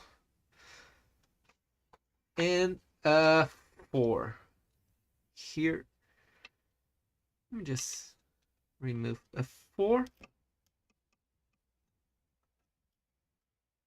Again, this is the U-Gears Storm Dragon. I'm not affiliated with them. I'm just doing this for fun. Let's continue the reaction. SpaceX is pioneering a hybrid approach that combines metallic shielding with advanced cooling techniques. Picture a high-temperature resistant metal surface protected by a precisely controlled layer of cooling gas or liquid film. The metallic shielding offers durability that ceramic tiles can't match, less prone to cracking or chipping during the intense stress of re-entry. But here's where it gets... And that's the reason why they chose to do the Starship in metal and not on fiber. Because the Starship will bend, will expand, will contract. And it's more durable if it is made of metal. It's really interesting. SpaceX plans to implement active cooling systems that vent inert gas from the propellant tanks during re-entry, creating a protective barrier between the hot plasma and the ship's surface. They're even exploring liquid film cooling, where small amounts of propellant create an evaporative cooling effect on the metal surface. That's cool. This innovation could solve one of spaceflight's most persistent challenges. While ceramic tiles are lighter, they're notoriously fragile and time-consuming to maintain. Metallic shields with active cooling might be heavier, but they could potentially handle multiple re-entries with minimal degradation. The engineering challenge lies in perfecting... And this is cool since they can lift so much. If they can lift a little bit less, but they can reuse it, that would be amazing. This is the fight for reusability, right? If the same ship can go up and down to space like once every week, even, within 1 year, we will have thousands of people in space, doing all sorts of stuff. The cooling system's precise operation. Too little coolant means overheating. Too much means running dry before re-entry is complete. The FAA has also delivered promising news for SpaceX's future operations at Starbase. A draft revision of the environmental assessment suggests the launch limit could increase from 5 to 25 launches per year. While acknowledging potential temporary effects on local ecosystems, particularly concerning endangered species and marine habitats, the FAA believes existing regulations. There is no endangered species in that area. Let's put this really clear. All the birds that are on that area are miles and miles spread through that coast. It's not only on that area. There is no endangered species in that area. Not one. Just gotta get that out of the way. The news is saying that over and over again, but it is not true. The same birds that are on that area are for miles and miles south, even throughout Mexico, and are miles and miles north, even outside of the state. And the marine life, come on. There's no dangers to any species that live there to go extinct. Not one. Just saying. Let's keep on playing the video. And ongoing environmental consultations can effectively manage these impacts. This increased launch capacity couldn't come at a better time. NASA has just announced major developments in the Artemis program, awarding lunar cargo delivery contracts to both SpaceX and Blue Origin. Starship will transport a pressurized rover, developed by the Japanese Space Agency, to the lunar surface as early as 2031. Meanwhile, Blue Origin's Blue Moon lander will deliver a lunar surface habitat by 2033. Back at Starbase, the second launch pad's construction is moving at an impressive pace. The flame trench is taking shape, with teams simultaneously working on the walls and excavation. The orbital launch mount at the Sanchez site is progressing through its second layer, which will house 20 booster quick disconnect mechanisms. These sophisticated systems will supply high-pressure gases to the outer engine preburners, crucial for initiating the turbopump spin-up sequence before engine ignition. In a bittersweet moment for space enthusiasts, SpaceX recently bid farewell to Starship 26. This prototype, which had been fully stacked 2 years ago and successfully completed both cryogenic proof testing and static fire testing, was originally destined for a groundbreaking orbital refueling demonstration alongside Starship 27. After Ship 27's common dome suffered an unfortunate pressure-related failure, the project took a different direction. Ship 27 was scrapped last July, and now Ship 26 has joined it in retirement, making way for the next generation of prototypes. Meanwhile, recovery teams have been busy collecting debris from Starship 31's Indian Ocean splashdown during Flight 6. Various components, including heat tiles, composite overwrapped pressure vessels, and spacecraft fragments, are currently staged at Port of Keith in Australia. These pieces will soon make their journey back to Starbase for detailed analysis. I understand what Elon Musk is doing here, and I don't understand people being like so infatuated with prototypes. For real? The sooner they scrap one prototype, I know the sooner we are closer to the final product. It means that that prototype that looks so amazing, it's already old news. It's already on... How should I put this? 39 is this one. It's already like something that's old and crusty, and time to head home. You know what I mean? Let's continue this video. Contributing valuable data to future design improvements. The space industry continues to push boundaries beyond SpaceX's achievements. Rocket Lab recently demonstrated their growing capabilities by launching 2 Electron rockets within just 24 hours. The first mission, launching from Wallops Island, Virginia, featured their new hypersonic accelerator suborbital test Electron HASTE vehicle. This specialized rocket, designed for hypersonic testing applications, represents a significant step forward in high-cadence flight test capabilities. Just 22 hours later, Rocket Lab launched their Dice Baby mission from New Zealand, successfully deploying 5 satellites for French company. If people don't know, Electron rockets are basically a very small rocket that can be put on a, I think it's like 3 cargo containers, then taken anywhere in the world, and then launch within 24 hours out of cargo containers. It's like, it's a cool concept, but I believe that if they don't innovate fast enough, they will be left behind.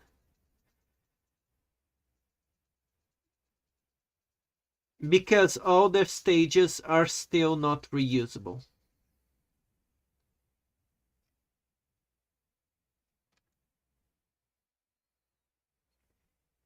Let's go. Kinase. These satellites will form part of a 25-satellite constellation aimed at providing global IoT connectivity for applications ranging from forest fire detection to water resource management and infrastructure monitoring. As we look ahead to Flight 7, it's clear that SpaceX's innovations in heat shield technology and reusability could revolutionize space travel. From the groundbreaking Block 2 upgrades to NASA's planned high-resolution documentation of the re-entry phase, this mission promises to be a pivotal moment in spacecraft development. While the space industry continues to evolve, with companies like Rocket Lab pushing the boundaries of rapid launch capabilities, SpaceX remains at the forefront of making space more accessible than ever. The potential increase to 25 launches per year from Starbase and the exciting developments in the Artemis program suggest we're entering a new era of space exploration. We're committed to bringing you the latest developments in space technology and exploration. Okay. Help us reach our goal of 10,000 subscribers so we can continue sharing these fascinating stories with an even larger community of space enthusiasts. If you found... Again, this is Space Frontiers. I recommend everybody to follow them. They are a cool channel. Let's see what else can we react to. Hey everybody. Hey Superior Peace. Yeah.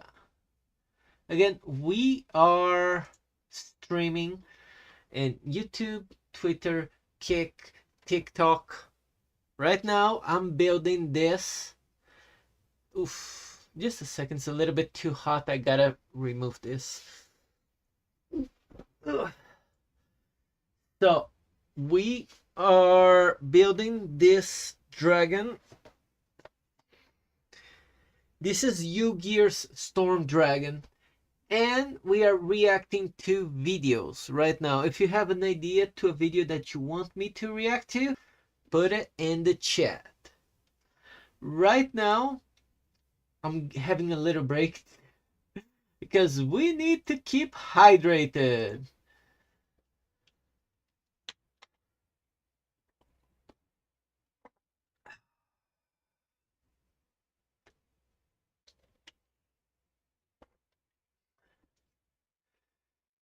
So, we've been seeing a few things about SpaceX that I think it's phenomenal.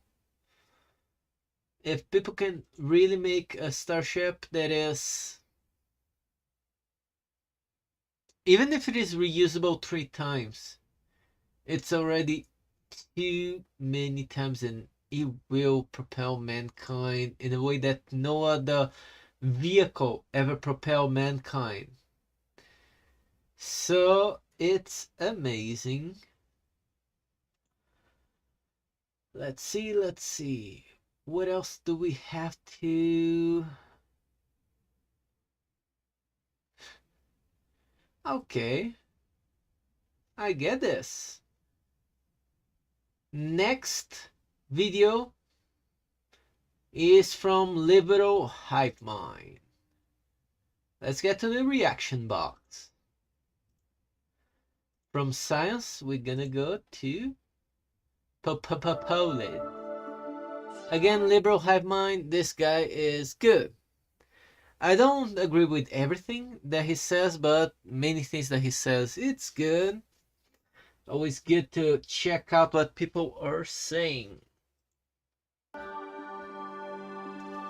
Hey guys, Now, welcome to the Liberal Hive 40. Mind, a channel solely focused on exposing the abundant hypocrisy of the left. Remember Zoom when the out. left spent millions of dollars devising their new strategy? They probably put it through so many focus groups and had so many overpaid Gen Z consultants team up to figure out what their new angle of attack was going to be going into the 2024 election. They spent all this money, did all these workshops, and what did they come up with? We all remember, you probably know exactly where I'm going with this. Weird. Weirdo Donald Trump and JD Vance, they're so weird. Yep, all that money, all that brain power to come up with one word. This is how we're gonna win the young voters. We're gonna point the finger at the other side and call them weird. It was possibly the dumbest political strategy I think ever devised.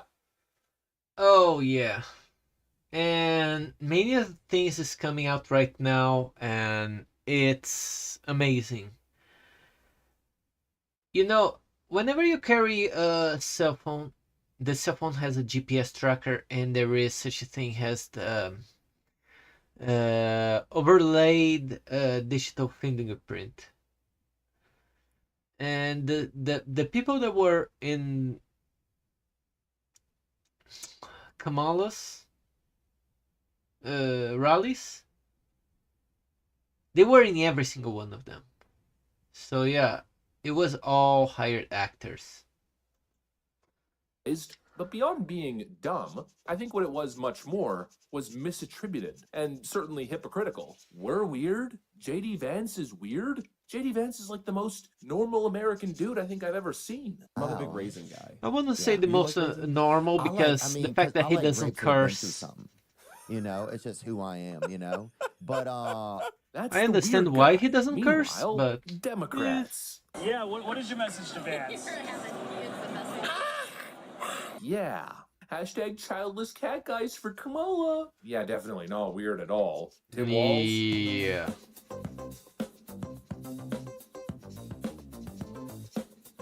Yeah, definitely not weird at all. Kamala Harris talking about school buses.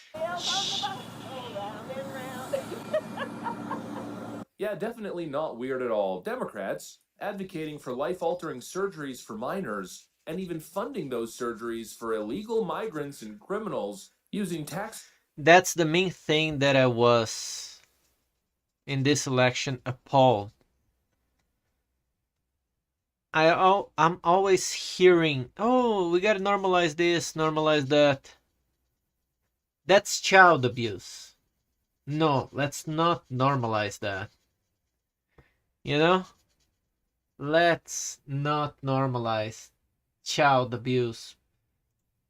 Payer dollars, yeah, not weird at all. We're the weirdos. Yeah, well, excuse me if I'm just not seeing it. What I am seeing, however, is the massive projection and hypocrisy. Yeah, we're not weird, Donald Trump's not weird, JD Vance is not weird, but the people who are pointing the finger, I don't know. Something tells me this is a little weird. I got a clip here from Angela Rye to show you guys. That's just unbelievable, and I think puts it all into perspective. We got some stuff to get into, so let's roll the tape. All right, folks, so I pretty much laid out the premise. Now take a look at this very weird clip. I'm very emotional. I think that I feel the obligation. I feel frustrated, honestly, with myself, because I spent so much time over the last next couple weeks just focusing on the half that I hate right now, like the half of the country that I despise. Okay. And I'm frustrated about that because How can you find a you common don't get common understanding through ground with frustration and somebody you hate. Yeah, I'm just gonna say it. despise? It's not appropriate to be an emotional wreck after a democratic process didn't go your way. Yeah. You know, this is not normal adult behavior. This is weird. It's freaking weird. And Yep. even beyond that, it's That's true. hateful. It's kind of funny because, you know, the whole purpose of this video was to stick on that weird angle. I don't understand this. 20 years ago, everybody could talk politics.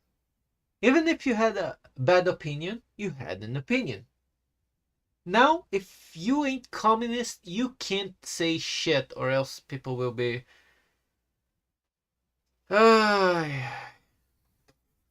will be offended.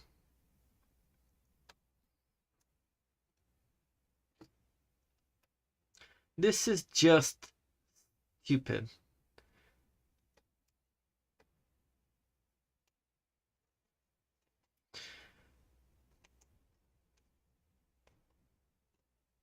All this censorship is dividing the nation. If we are not able to talk, if one side is not being, it's forbidden to talk, they will talk. Pre-World War I and pre-World War II, it was the same thing. The communists forbid any of the people that didn't carry the party line to talk. So they talked in the shadows.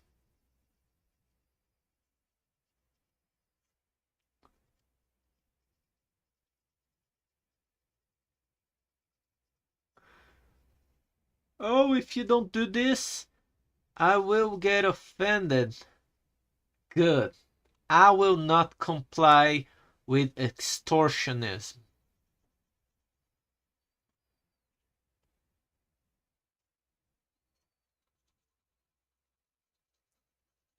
I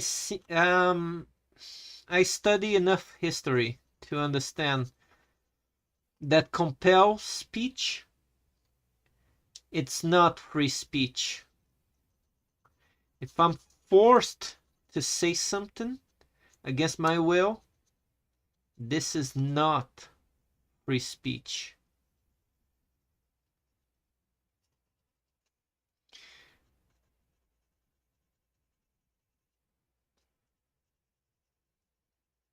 Oh, I'm out of the focus. Why didn't anybody tell me that? Okay, and let's put play.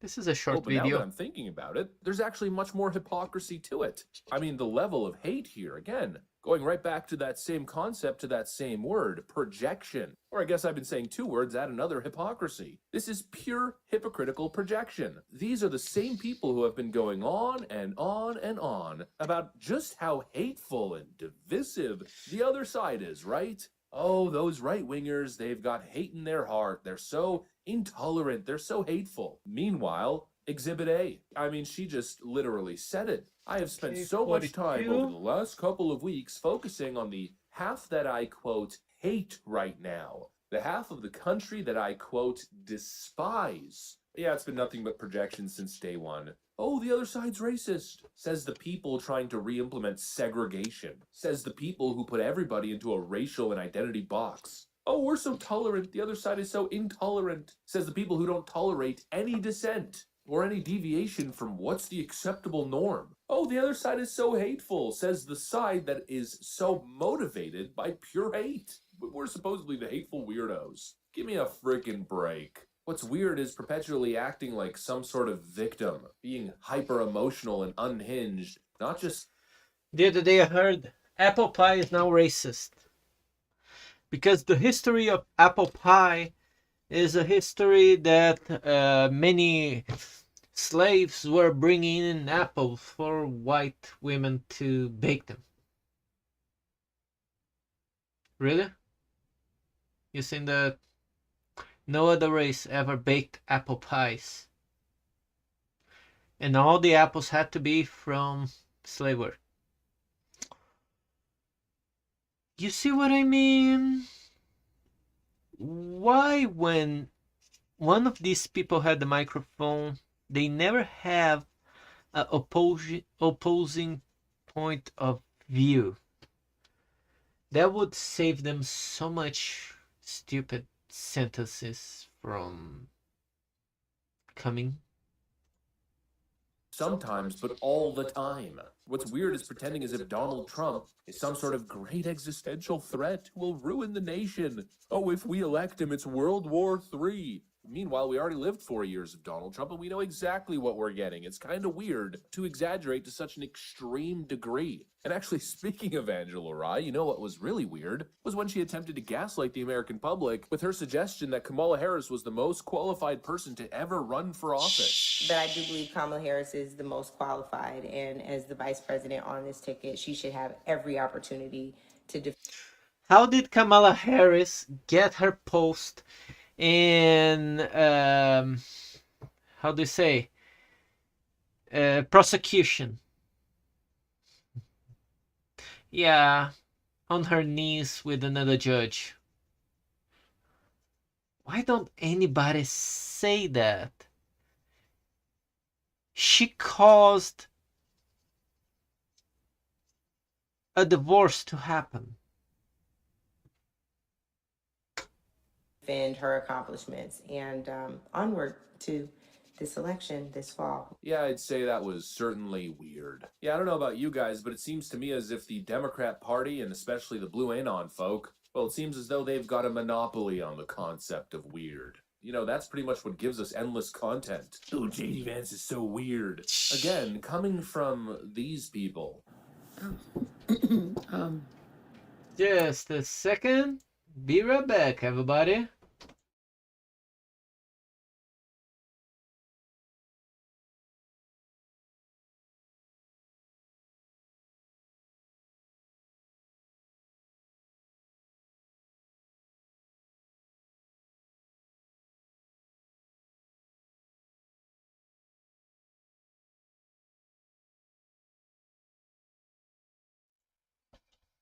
Allegedly.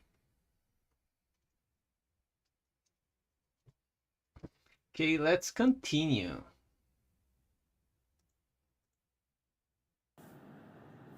What is happening here? What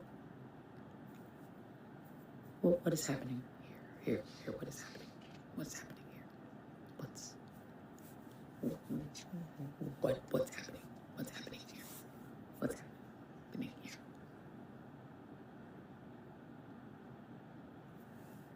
Yeah, I don't know about you guys, but seems pretty weird to me. You know, one thing seems utterly clear to me. It's almost as if your average Blue Anon shill has absolutely no ability to look at themselves or their own side objectively. You guys are the weird ones, and it seems like everybody can see it except for you, or at least the clear majority can see it, except for you. Just a bunch of vapid, narcissistic, self-interested elitists who can't see the obvious. And speaking of can't see the obvious, here's a video that's currently bouncing all over TikTok that pretty much makes my point for me.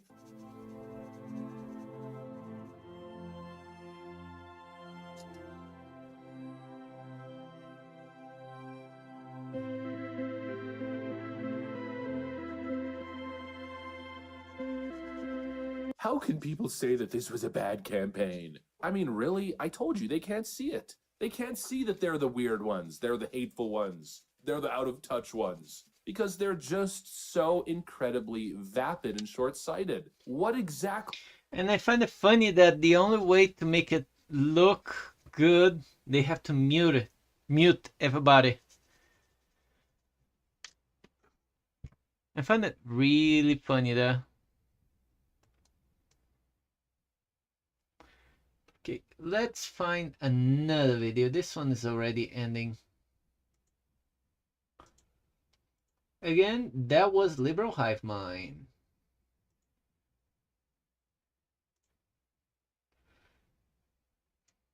This is interesting. This is the center piece of tree. This is gonna be the spine of the dragon, I guess.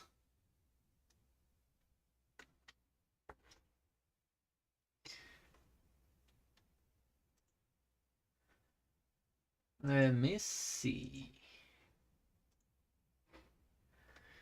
Next piece that I need is gonna be 43 and 44.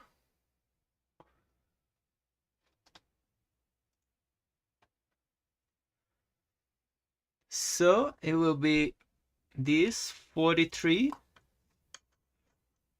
Very slowly again, from one side to the other. And 44.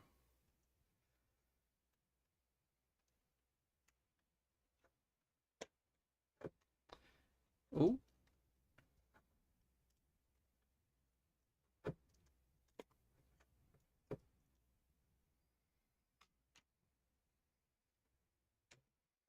This laser cut parts are really cool.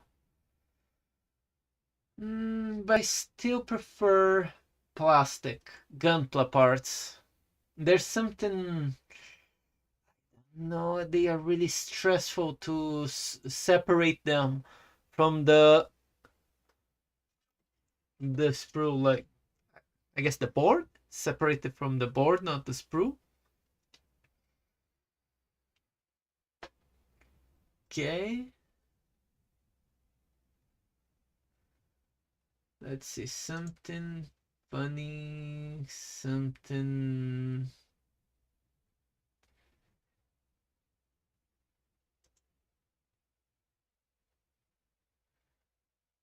Oh, for everybody who's been seeing my mech videos, mech builder videos, there will be more videos coming up.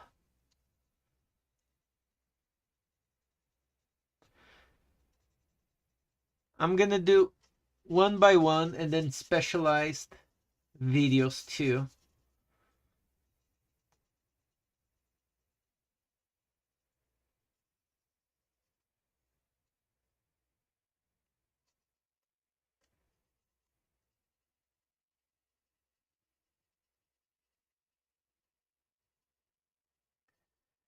Let me focus. Checking the connection and everything seems to be a-okay. Awesome, awesome. Frames per sec, 60 frames per second, 61 frames per second, and everything is a-okay.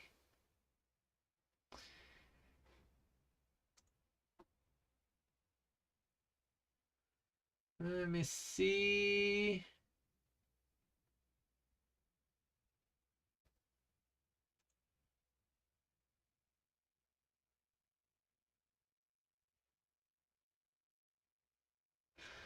Oh, I know what we're gonna see. We're gonna see bearing.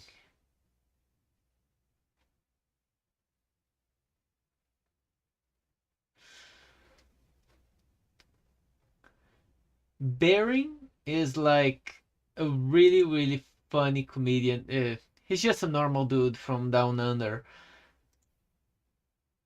Okay, let's get the reaction box. Right now, I feel hurt, confused, wounded, unclear, and depressed. By the way, that's a woman. Allegedly.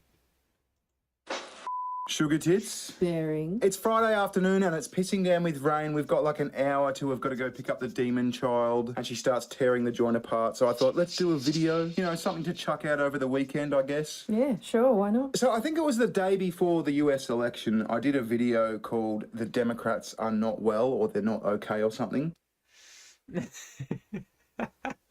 The demon child. Talking like that about your kid. That was funny. Let's get back to the video.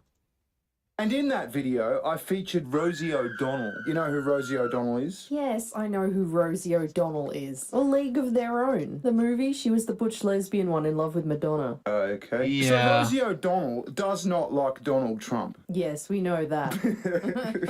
And I think That's a lot not of it all she stems doesn't from like. this moment. You call women you don't like fat pigs, dogs, slobs, and disgusting animals. Your Twitter account... Only Rosie O'Donnell. Classic. Oh, the balls on him. I wonder what she did to make him hate her. I don't know. Oh, I So, know as what I he said, did. It was the day before the election, and I had a look at Rosie O'Donnell's TikTok account, and this is what she was saying at the time. Okay, so how's everybody's nerves about this election? Let's say on a scale of 10 being can't think of anything else and may need some additional medication, I'm like at a 7. So she's at a 7. Okay, she's nervous. She was at a 7. Am I the only guy who thinks it's weird that the only states that didn't flip to Trump are states that doesn't have voter ID? Because I know many countries that don't have voter ID and all of a sudden they are all communists. It's just something to think about, food for thought. She was very, very nervous, yeah. Well, I thought, let's do a quick video. As I said, why don't we check in on old Rosie, see what Rosie's up to, see how she's holding out. And so we just saw Rosie before the election. Yeah, she was reasonably done up. She had a bit of makeup on, the hair was done. She was looking okay for a 7. Well, fast forward 2 weeks. She's not a 7. God, it's like a horror movie. So I don't want to be mean, right? I'm not going to like just pick on her for the sake of picking on her. I honestly want to check in on her and put just them check one her by well-being. one. And, Oh, I don't mind, I'll be mean. and let me tell you, it's not good. Doesn't look good. So let's go. It's his intro. Right, so this is the day after the... Everybody follow Bearing. Hey Ben, thank you so much. Big Ben in the house. Thank you Superior Priest. And thank you Marisol for being here. We are live streaming on TikTok, YouTube, Twitch, Kick. Let's keep on keeping on. Right now we are reacting to Barry. Everybody, Barry is a really funny guy on the internet. Unfortunately, he had his channel knocked down. Nobody knows why. And people thought that he deleted his channel. No. He had to recreate his channel. He did that 2 years ago, but he's back and back with a vengeance. He's a funny guy, normal guy every day. Let's get back to the video. Election, and I think she's still like... Oh, and this that I'm assembling is the U-Gears. Yes, it's U-Gears. Windstorm Dragon. I know it doesn't look like a dragon right now. It will. in a bit of denial because she doesn't freak out too bad here, but it's like an exponential thing. It just gets worse and worse. Well, hey everybody. Good evening. It's almost time for Jeopardy. We That's got a the half voice of hour. somebody who drank World box News Tonight wine. is on. Trying not to watch that. I'm doing mostly game shows. And Love Island, Australia, season 3 or something. Okay, Love Island Australia, season 3, good. Or good. something. Wow, she's really binging. She's going international with the binge TV. She's Yep. really trying to distract herself from reality. So she gets to the election. She finally brings herself to talk about it. So what can we say? We watched Kamala do her speech and must have been very difficult. Come on, that's box wine voice, allegedly. That when it's like that. And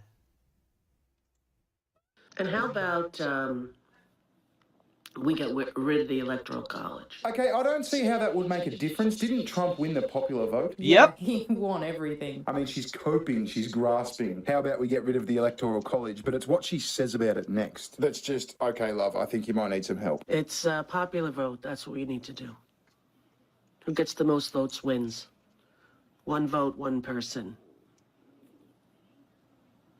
No racist math in the equation. Racist math? What the fuck is racist math? Well, I don't know, but she somehow thinks the Electoral College equals racist math. So I don't know. I think it's just one of those woke talking points. Like, it's racism, it's sexism. I mean, I didn't like the result, so it has to be something with an ism at the end. And look, for now, she seems very calm. I think she got those meds she was talking about. What do you think she's on, by the way? I reckon it's got to be something with, like, a Zapan at the end. A something a Zapan. So what have we got next? How long has this been? Ale- How long has this next clip been? Well, I can't remember. She seems to post this like every is few already days. very She sort of used. I'm gathers gonna her get new thoughts and one. she finds things to do. You'll see her talking about how she gets through her day shortly. Oh God, she's a TikTok therapy person, isn't she? Yeah. Never thought I... For real. Oof. Oh yeah. Okay, now I'm gonna need part 45 and 46.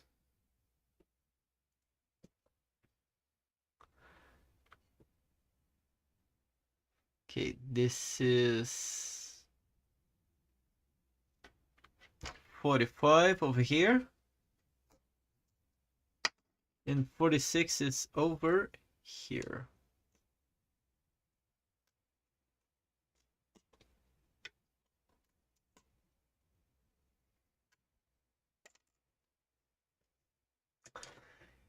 Okay, everybody, let's keep on reacting to this video from Bering. I'd be 62 facing fascism, right? With the little 11-year-old who doesn't get what's going on. I mean, that poor 11-year-old, is she, like, telling them that, like, we've got a fascist dictator now? I don't know. I still have a hard time believing that it went down the way they're saying it went down. Okay, so now we get to the election denial bit, because she's, like, in the stages of grief. And when it comes to this election, there seems to be, like, oh my God, we lost the election, it was racism, it was sexism. Then we moved to sort of, oh, it was rigged, it was, like, it was fake, there was fake ballots, rah, rah, rah. And it's just a trip, man. I don't know. Elon Musk, like an oligarch in Russia, giving all this money to Trump. Russia, People Elon, are really crazy Elon like rigged the that. satellites, he fucking diverted votes. Putin did something, he's got troll farms, I don't know. Putin did something, of course it's Putin, it's always Putin. Hope you're having a better time than I am with all of this, people. But I'm having an awesome time. Just sending out a little TikTok, you don't stop. So what have you been doing to keep away from the news? I'm too not. It's too raw, you know, wound is too raw. Can't really even put any salve on it yet. I just have to wait, you know. Wait until it feels like maybe I can. Wait. Let's not talk about how to get away from the news. Let's talk about the news that people are not broadcasting. 3,500 people arrested in England for tweets. 4,000 people, including women and kids, arrested for being in a camp while people protested. In Brazil, they still don't have the right to a trial,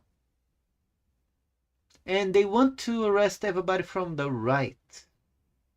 What is fascism again? Control of the media in order to control the population? Yeah. No. Touch that area, you know. Whoa. Oh, I don't want to think about her touching any areas. Isn't this just a downward spiral? I can't watch the news, I can't touch it, I can't put any salt on it. My heart feels mortally wounded. Oh my God. It's an election, for fuck's sake. Calm down. Mortally I know a lot of you wounded. feel that way. He's such a dangerous, evil man. He called you a fat pig. It's not that bad. Like, Yeah. I mean, I guess to a celebrity, like a Hollywood movie person, that's like the worst thing you can do. And I'm going to bet that didn't come from just anywhere. I mean, she must have said something about him. Yeah. Surely there's someone Yep. smarter than Elon Musk. Oh, this is great. She starts calling for Before autistic Trump kids attacked to her, to save she was America. attacking Yeah, watch Trump this. She does on know TV Elon's autistic, right? 24/7. So if they rigged Pennsylvania, you know, if they made the scanners not work there, if The mail-in ballots weren't counted. I don't know. Okay, so first they were saying there was like a satellite blown up or something, which I'm not sure. Maybe that did happen. But they were saying, well, Elon like set one of the satellites to fuck with the votes, and then he had to blow up the satellite. He had to scuttle it. But now she's saying that. Could you imagine him like a villain from James Bond? Destroy that satellite. We must have votes. If you're gonna change the vote, you're not gonna do it through a satellite. What is wrong with people? He made the scanner machines not work, so that's why Pennsylvania flipped to Trump. But there has to be somebody. Like, I imagine some autistic Even kid, if 25 years old, Pennsylvania knows exactly what went down on all the voting machines and tabulations. We He should get won to those every kids. single sweet Say, what the state. hell happened? Because I don't believe Elon Musk is a genius among men. I don't. I don't believe he's the only one smart enough to pull off this shit. Well, maybe, Rosie, you just lost the fucking election. Yeah, maybe you just Maybe. overwhelmingly got your asses handed to you. Yeah, no amount of autistic 25-year-olds is going to save you, Rosie. But right now, I feel hurt, confused, wounded, unclear, and Show me depressed. this doll where they touch. She always does that. She always does that, like, gritted teeth laugh at the end after she says something depressing. Yeah. So now we get into the good stuff, right? So now we get into the, okay, what am I doing to cope? How am I diverting my attention to the impending doom of this fascist dictator? I've decided to make a list of everything I want to do in 2025 and what I can do to best keep my sanity and my soul in sync. Okay, I need 47. I need something to Over here. really, really ground me, and I'm figuring out what that is. Shoes? But I got some ideas, got some plans, and that's what I'm gonna do. Okay, she's got some ideas, she's got some plans, she needs to divert her attention. I wonder what she gets up to. Things are good when I don't focus on the impending doom. What if it was real impending It's doom? hard She not would to have see it. already left the country. Hard not to feel it. You see in her eyes, she's getting worse and worse, man. Yeah. Like, she's almost at the point of, like, being committed. I think she's dealing with some serious depression and anxiety. Yeah. It's not good, man. I hope she gets better, genuinely. But, like, you just can't be this deranged about Trump. Like, you're just gonna fuck your own life up. Hard not to be terrified if you read Project 2025. Oh, Trump is not, he didn't have anything to do with that. My butt is my quote. Oh, really? Oh, really, O'Reilly? Really? Did you see the people on Twitter? I think it was Matt Walsh and a couple of other people. Straight after the election, they posted like, okay, Cat's finally out of the bag. Project 2025 is going into place. We said it wasn't us, but it fucking was. You're all fucked. Oh, amazing. But I'm still so angry at mainstream That's media funny. for normalizing him. Mainstream media didn't normalize him. Imagine this. Everybody was against him in the media. Right? How many YouTubers you know that got canceled just for having a neutral, not even a positive, a neutral opinion of him? This is like cray-cray for Cocoa Puff.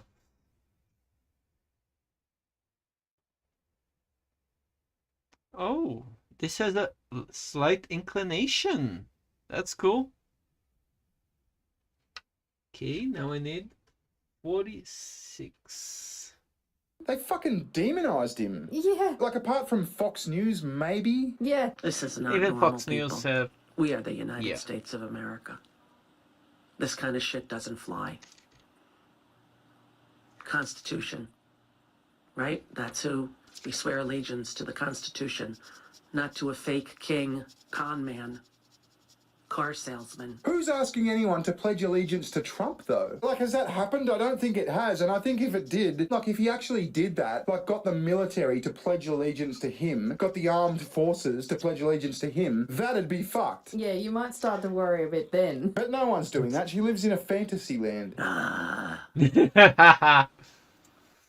What about the teachers that made kids pledge the allegiance to the gay flag. Yeah, that was a thing. That was a story that passed by and nobody saw it. Just saying. Don't think either way is good. So hard. It really is. It's so hard. That maniacal laugh. It's the laugh for me. I can't. Just every single time she does it, she's so depressed, and then she does the gritted teeth laugh. But I'm coping. She's losing her mind. Yeah. Losing his mind. So what's Rosie been doing to distract herself? Jesus, you really got all the clips, didn't you? Yeah, I had a bit of a scour. Squirrels are back. You know just where to cut in. Seriously, she's so crazy. I'm gonna put up a little video I have of one How of much them time you coming to get spent the seeing her? walnut after being gone for a long time. A little hesitant, but they came over. I threw it close to me, but they came It and is got entertaining in a And, weird It way. was one of those communing with nature.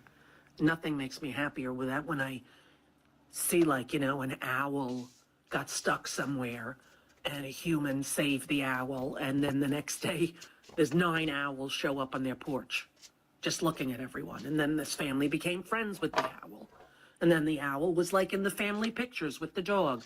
This is what I want to happen to me. A little real life Snow White stuff, right? Wow. So she's focused on the squirrels. She wants like a little squirrel community to be in her family photos with her and the dogs. You know, just normal stuff, normal Democrat stuff. You know, you lost an election. What do? Well, you've got to work on your mental health. Go make friends with some squirrels. And the owls. It's the But body don't shoot language too. You Peanut. can see when she's talking, she like strokes her turkey gobbler under her neck. Like that's like a nervous thing to do, isn't Is it? it? Like someone suffering from anxiety. Yeah. I didn't know that. So she's making friends with squirrels, and she's obviously putting a bit of time into social media, but not X. Not X, because X is bad. Elon Musk, bad. So then I today went on Blue Sky.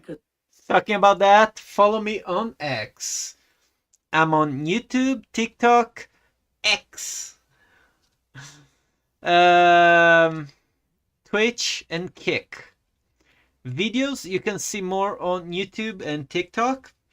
They're all also on X. But if you want to contact me, the fastest way is on X. Let's keep on keeping on. I'm off of Twitter or X, and I wanted to sign up for Blue Sky just to see, is it different, you know? And I got my own name, Rosie O'Donnell, and I signed on and I made a post, but everybody is saying they can't find my name in the search. And when I did the search, I couldn't find my name either. Okay, so that's not going well. Nobody knows who you are on Blue Sky. How long until these, like, you know, Rosie and Stephen King are back on X? Oh, I don't think it's going to be long. Like, they're gonna realize there's no fucking audience here. Like, Well, I mean, Blue Sky's got like 20 million people now, which isn't that much for a social media platform. yeah. So I just don't think the engagement's going to be there for them. Like, they're addicted to the dopamine. Yeah. They want the engagement, they want the likes, they want the replies, they want the retweets. And there's just not enough audience on Blue Sky to really do it in big numbers that they used to. So Blue Sky's not working out for her, unfortunately. And I think that's starting to get to her too, because she posted this the other day. Okay, you're not going to believe what just happened. Everybody was asking me, was that Julie Andrews? And it wasn't Julie Andrews, but I didn't want to say that because I felt too sad that Julie Andrews hadn't been around for so long. Julie Andrews is dead, right? Uh-huh. So she's talking about Julie Andrews not being around, and she saw Julie Andrews, and she didn't want to say anything because she feels bad because Julie Andrews has been gone for so long. And I'm on the phone with my friend, and it wasn't FaceTime, damn it, because I was like trying to show, and I see this squirrel like jump and run towards me. And I'm like, hello, how are you, buddy? How are you? And then I see the healed scar on the back of her hip. I'm like, it's Julie Andrews. The squirrel is Julie Andrews. Oh no, you were right. This is getting bad. I'm starting to feel bad for her. Yeah, the squirrel is Julie Andrews. She named the squirrel Julie Andrews. And she thought it was dead or something. And she's all like elated because she saw this squirrel and she recognized the scar that Julie Andrews, the squirrel, has on its back. She's nuts. And she was on the phone with her friend, and she was pissed off that she wasn't FaceTiming because, oh my God, it's Julie Andrews, the squirrel. She's not gone to squirrel heaven. Oh my God, I was so happy. So now I'm sitting out here with all the walnuts. Okay. This is 48. Come on, Rosie. At least don't put it on 48 TikTok. is this Yeah, part so I think we're going right to leave it there because, here. like I said, this is just sort of getting really, really dark and bleak. Come on, Rosie. I can't make fun of you when you're 42. clinically insane. Yeah, so I thought that was interesting. I mean, can you call it a fun one? Probably not, but it's interesting. And we had to kill some time, so there you go. Thank you very much for watching. We'll see. That was a little bit cringy, a little bit weird, but that's bearing for you. Okay. Let me put on the top camera. The dragon is starting to get a little bit bigger than it was.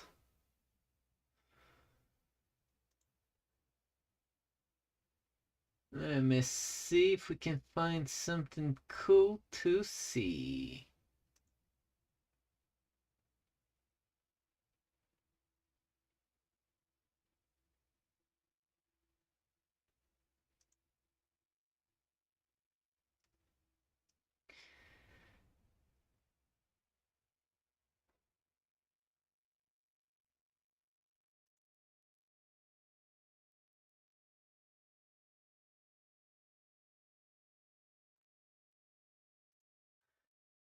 Give me a moment, everybody.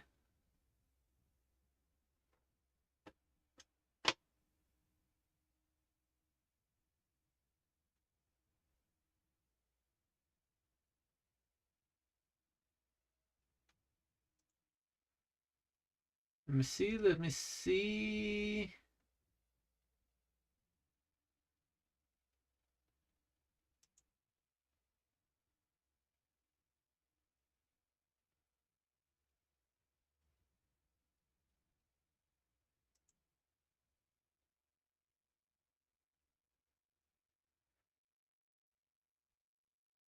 Oh.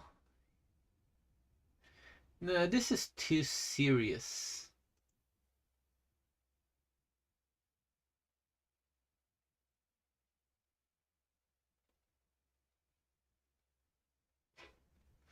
Okay, Salty Cracker. Today we're going to Salty Cracker is another YouTuber. It's really, really funny. I recommend everybody to follow him. And he's funny with the truth. That's the most F up thing that happens. Okay, let's go to our reaction box. Here we go. discuss how to spot a cocaine addict. People using cocaine often exhibit some telltale signs: dilated pupils, erratic behavior, nervousness, and anxiety. Some of the physical signs of cocaine use are frequent sniffling and a runny nose, bloodshot eyes. Boom! The Orange Man Rad did it. That sound you might not hear in Ukraine much longer, unless it's a Democrat part run of Ukraine. That's like San Francisco, and there's usually gunfire because it's a shithole. Anyhow, wow, that's a weird thing. Looks like Donald Trump, before December, they're still counting fucking votes in California. Yep. And Donald Trump has ended the war in Ukraine. Adam Kinzinger is crying like a fucking bitch right now because they are still counting the votes. And funny thing is, during Thanksgiving, I believe it's 7 counties flipped Democrat. You know, during the only day where nobody's gonna see the news. Funny how that works. the war is ending. The grift is coming to an end. It's weird how that works. Much like the ISIS situation. Remember when that dude who murdered it's 14 slip. Remember that dude who totally for cereals didn't murder his chef in his Martha's Vineyard backyard? Well, that's weird. Obama has a lot of mansions on oceanfront property, but keeps telling me about climate change. Wow, what a weird buttfucker. Anyway, remember when he was telling everybody, oh my God, there's ISIS? They're unstoppable. Nobody can stop ISIS. Right? It's gonna take a generation to stop ISIS. Oh my God, they've got motherfucking Hiluxes. You can't destroy a Hilux, George. Can't do it, bro. And Donald Trump won a rigged election, came in and goes, Come on. In the end of days, there will be cockroaches and Hiluxes. Those pickup trucks will survive. Those pickup trucks are like, wow. Every war zone, there's one of those. find out where ISIS is at, right? Where are they taking all of this oil that they're fucking stealing? Right. Find that place and then blow it the fuck up. They said, we surrender. Immediately. It took like 4 weeks.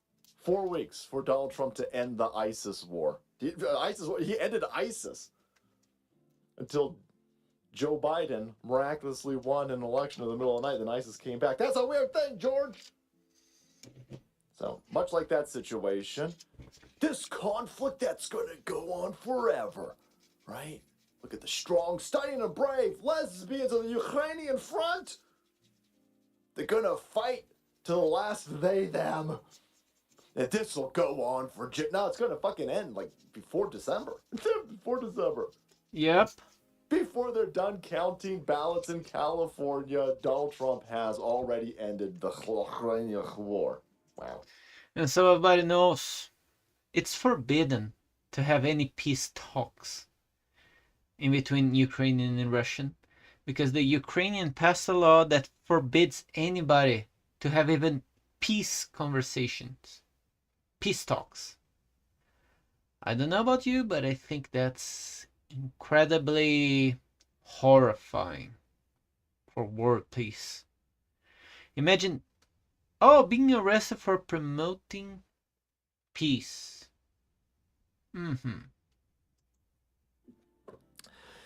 Here's InfoWars. Breaking. Zelensky willing to see territory. Oh, no, man. He was telling everybody, no, fuck, I'll make sure every fucking Ukrainian dies before we give land back to Russia. And now he's like, oh, fuck. Oh, shit. The orange man won? Oh, man, but we were rigging the fuck out of that election. How do you win? That's right. Us. And now it's over. The grift is over. The money laundering's over. The child laundering is over. The biolab laundering is over. Everything's over, ass fucker. It's weird. Cross-dressing, cocaine addict. I think to really facilitate and solidify the ending of this war, Donald Trump should hand Zelensky over to Putin. Shit, sign me up. I'll do it myself. I don't usually get on airplanes, but I'd fly all the way across this fucking planet to seal that deal myself. I'd bow wrap this cross-dresser and drop him off in motherfucking Moscow. Hand him over. Well, anyway, now, after telling everybody, we're not giving up 1 centimeter of Slava Ukrainian land, he's like, shit, yeah, we'll give up all the land. Please, just don't kill me. Yeah, this dude's worried about being Pete missed it. Woo! All right, so... Breaking, Zelensky willing to cede territory to Russia in exchange for NATO I'm not going to use this piece. Yeah, broke so this right is over. here. That's it. That's done. We done. Put a fork I have in this war. extras. It's over. So, how did anybody benefit from any of this? There's a bunch of weirdo lefties over there going, Russia did this. Russia should have to give back all the land. In an unprovoked attack on Russia. You're fucking stupid. It's not an unprovoked attack on Russia. Idiots. Kamala Harris said, nope, it's a done deal. Ukraine is going into NATO. She said this. It's fucking stupid, by the way. Since 1990. When the hell that wall fell down in Berlin? The deal was, wall goes down in Berlin, you guys can reunify Germany, we'll leave, but you don't move NATO 1 inch towards us. And then they said, oh, okay, yeah, we will definitely not do that. And then, right up to the doorstep. Right up to the door. Yep. Kamala Harris goes, yep, we're going to sign you up. You share a border with Russia. You're going into NATO. And Putin was like, well, we can't allow that. And so the only way for us to keep you from just signing Ukraine into NATO is to attack them and get them into a conflict, because if you're in a conflict, then you can't join NATO. And Russia was left with no other option. It was either let them join. And this is true. That is when the Berlin Wall fell down. The only thing is that NATO will not enclose near Russia. And it's been 40 years of enclosure. So you know, there are intercontinental ballistic missiles aimed at Russia in many places that are way closer than NATO was when they signed the deal. Join NATO, and now you've got missiles right on your fucking doorstep, or hit them with a limited military exercise. Yeah, there's a lot of people losing their lives in Ukraine, but Russia could obliterate Ukraine. Yep. At any time, Ukraine, the fucking people in Kiev chicken. They are using, I believe, it's 17% of their army. They are not warring to decimate the country. They are warring to gain time. Never lost their power, never lost their running water, they never lost their internet. Russia could have blown, they got hypersonic missiles that we can't fucking touch. They could have obliterated this place. They said, let's put them in a limited military action, take a whole bunch of the fucking eastern part of it, force them into the negotiation table, and as long as you had a bunch of criminal kid fuckers who stole an election, they were going to keep grinding up Ukrainian men forever. And now Donald Trump has won because of us, and we're turning the money spigot off, and this idiot over here, this cross-dressing fucking lunatic, who's a complete puppet, of course, is now forced to acknowledge the reality of the situation. You're going to get, again, it only cost you 1 million people to get into to NATO. Congratulations! And by the way, you idiots are you're these fucking these cross-dressing weirdos in Ukraine. These Euro addicts are like, oh my God, we're finally going to be in NATO. Idiots! You're going to get in NATO, right, to end this war, and we're going to shut the money spigot off to NATO. NATO's going to fucking collapse. So you just lost all of your dudes for no reason. Ukraine got completely fucked up for no reason. NATO's not going to, without stealing from American taxpayers, NATO doesn't exist, and we're not going to let that happen anymore. Go fuck yourself. All of Europe, go fuck yourself. Everybody, fuck everybody, all right? Yeah, before Trump, United States were flipping, I think it was 90-something% of NATO bills. Europeans wouldn't even pay the food on NATO bases. So they had to get the food in a plane in order to get to those bases. Amazing how that works, right?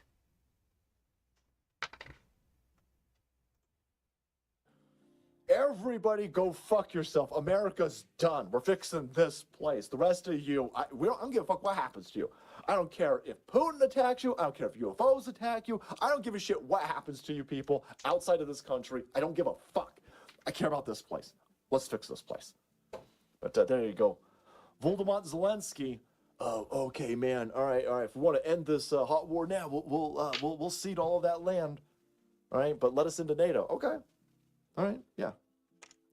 A third of Ukraine gone to Russia in exchange so you can be in NATO. That is going to be worthless in a few weeks anyway. You fucking dumb assholes. You got, and we got robbed. So I don't know why I'm excited, but I'm done getting robbed. Go fuck yourself, weirdo. All right, guys. Thanks so much for watching the videos. Today with Donald Trump ending the war before December. Hit that subscribe button and make like. Because it's sold. Let's flow.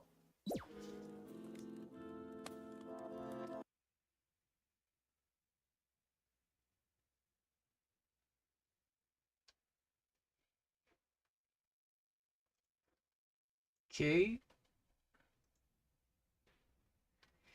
This part right here, I have 2 more parts. So this can be mobile again. No, 3. Interesting. Okay. Dragon is getting there. The main body of the dragon is starting to appear. But I still have a few gears in order to get this going.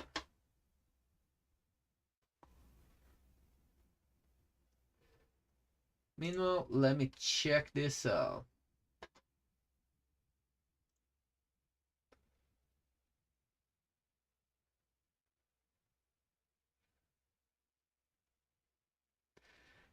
Okay, let's see Benny Johnson next. This seems like a funny thing. Hulk Hogan might be in...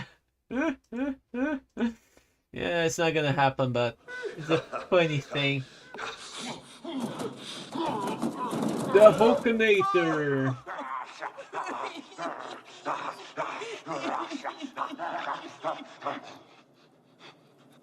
What's that?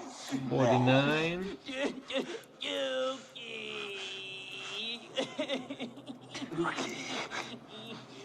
What's up, guys? Boy Benny. There's no such thing as new old friends. It's very important to take a look back and to see who has been at President Trump's side. For the longest, going back 4 decades, Hulk Hogan, somebody who stood by President Trump through thick and thin. These two men have been major allies. Donald Trump. They've been friends forever. WrestleMania events at his properties. Donald Trump in the WWE, some epic. When Hulk got divorced, his wife kept everything. Oh, Ken over here.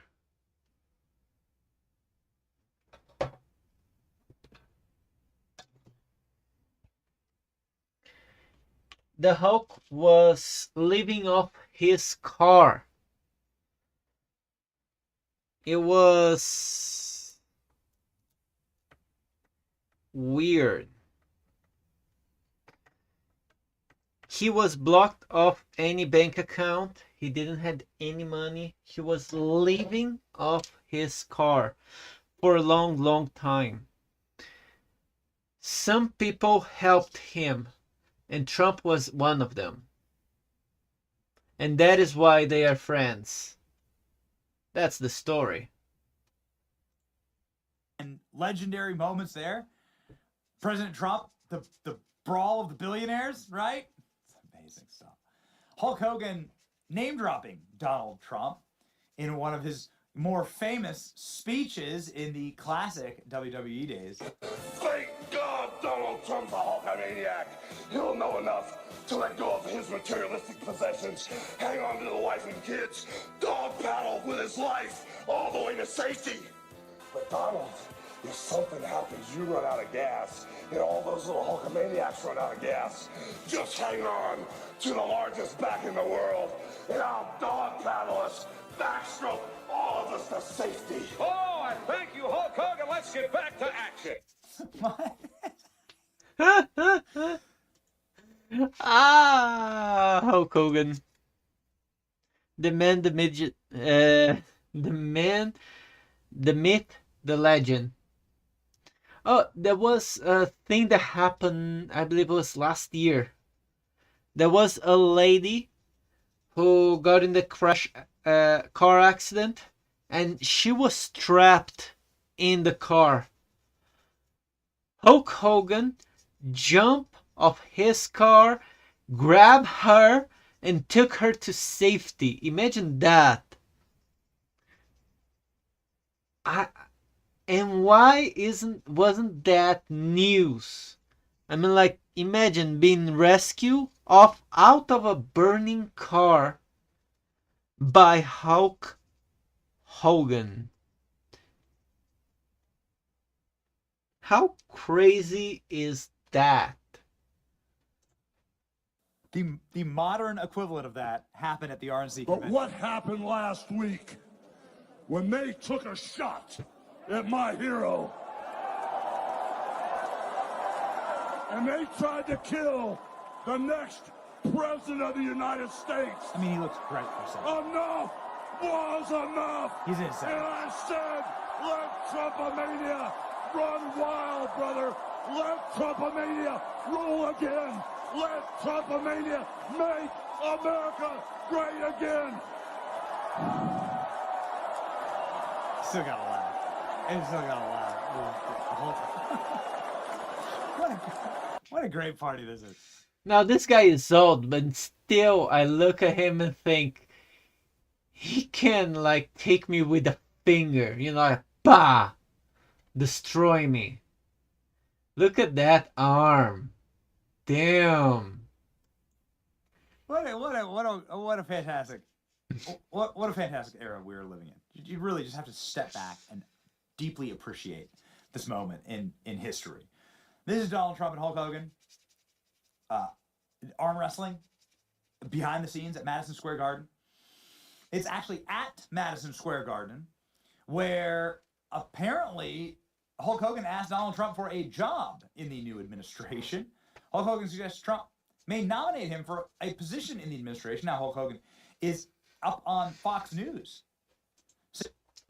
I think that's a troll. That's a joke, but still,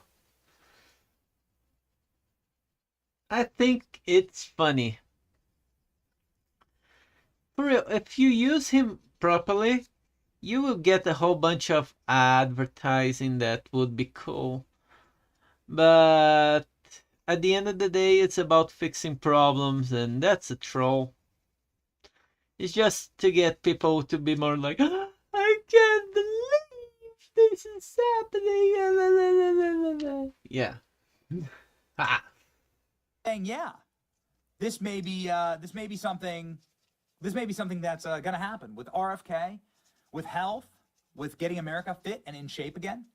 Famed wrestler Hulk Hogan came out slamming for President-elect Donald Trump over the past election cycle, and now he says that might have earned him a spot in the incoming Republican administration. Oh my.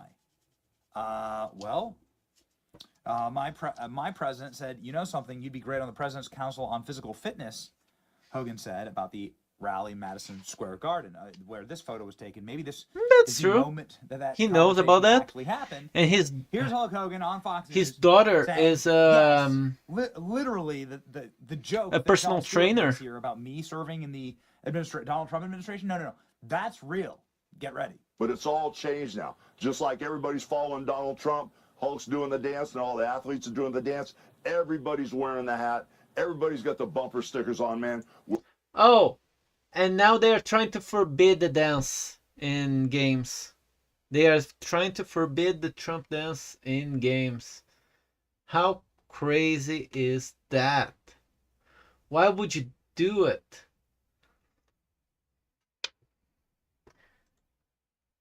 We're taking our country back. Thank you, God. Right, you are, and I'll tell you what, some people are coming back. One is Linda McMahon.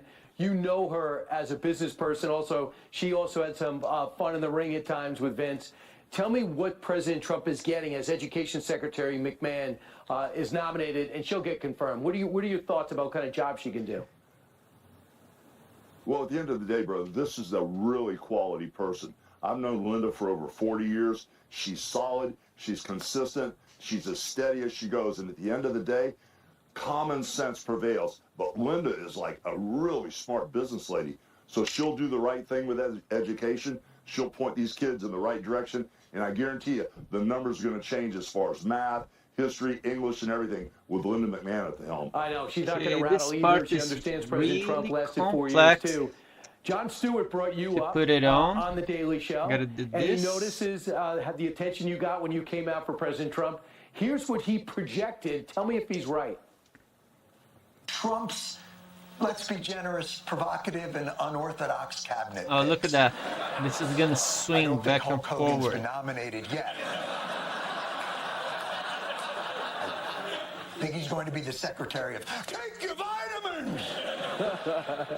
Is he right? Are you going to be joining in some way, shape, or form? I know you and the president hit it off. Well, I've known him for so long. I mean, over 40 years also. I've known Trump. Think We rented Trump Plaza for WrestleMania 4 and 5. But at the end of the day, when I was in the back at Madison Square Garden after the whole rally, we were talking about Robert Kennedy. I was talking about nutrition and how many foreign countries won't even let their people eat the food that we eat here in America. It's so bad and it's poisoning a generation of kids. And at the end of the day, we started talking about physical fitness, and Donald goes, Yeah, in Europe where I was, the food is way better, tastes way better, tastes more organic, and it's basically like me and my wife are always trying to find things that are healthy, and it's extremely hard right now.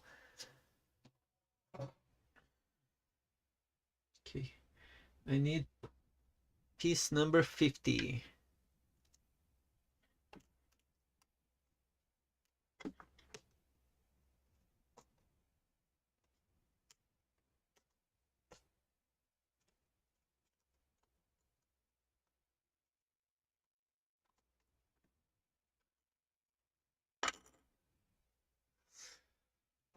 Let's put play. I mean, our president, excuse me, my president, said, you know something, Hogan? You'd be great to run the President's Council on Physical Fitness because you're 71. You still got that Trump pump on, brother, and it'd be great if you. He's 71? Shh. He's 71. Wow. Shh. He was like my, he's like my grandfather. And my grandfather worked on 10,000 things. He was fit until he was like 80 something, and then disease got to him and it was really fast. But wow, yeah, whatever he's eating, I want to eat that. Get all the kids in America in shape. My thing is, I'm a beach bum, brother. I love staying on the beach, but you never know, it could happen. I could see you and Herschel Walker working together. Maybe Stallone fills in when you need a vacation day. I gotta tell you, I personally would love to see Hulk Hogan as White House press secretary. So this could happen Press from the secretary. White House press dies, but I'll take Hulk Hogan in any position in Washington D.C. Why not? This could be real. Why not? I ask you, why not? Okay? Don't ask what your country can do for you. Ask what Hulk Hogan can do for your country. Now, this would certainly complete the cycle of incredible picks. Donald Trump has been filling his and staffing his administration at a quick clip. It's been happening lightning speed. He's been putting good people there, but funny thing, it's never good enough for the news. Never good enough. There's always something, and how dare him and stuff. Shouldn't the news be like saying, no, just this happened. It's not this happened. What a terrible thing. No, this happened. Period. That should be the news, impartial, you know? Yeah. Okay, next. Okay. I'm gonna have to first flip this up. Put this in.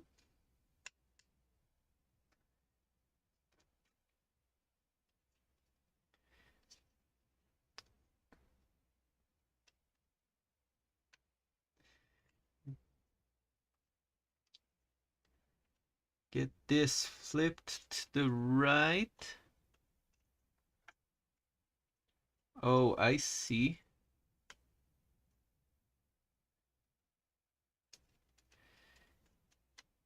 It would be like barely. Okay, this up.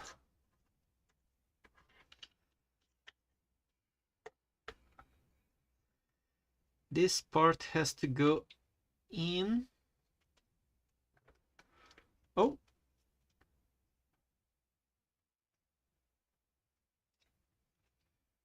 It's just not happening. There you go.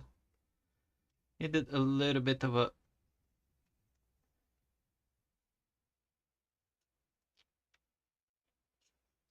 Okay, now...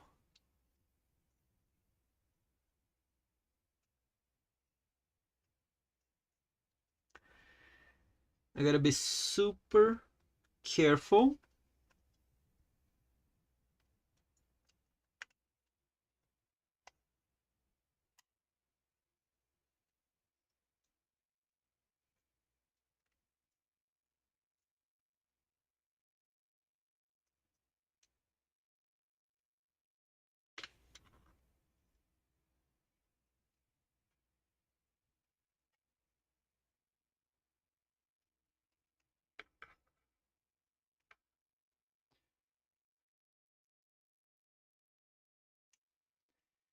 First I gotta put the top, then the bottom. Yeah, that feels like it will be the right order.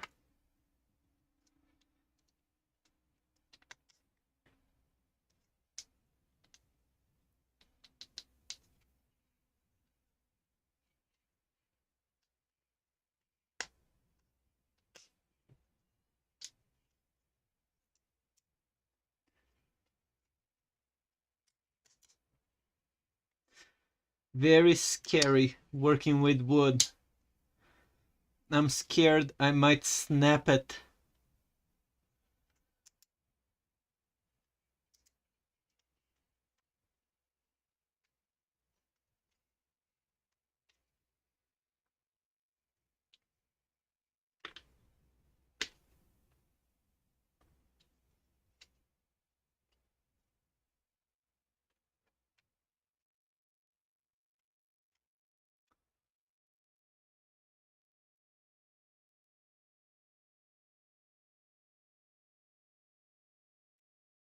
Okay.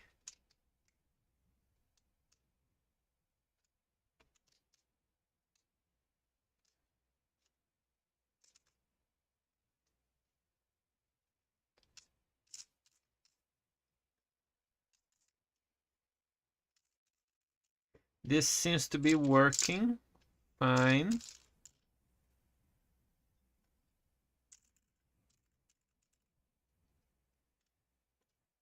I'm completely put this down.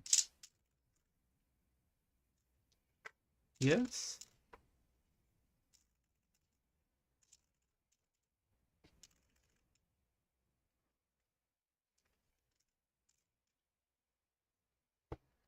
Okay, this seems to be working really, really good.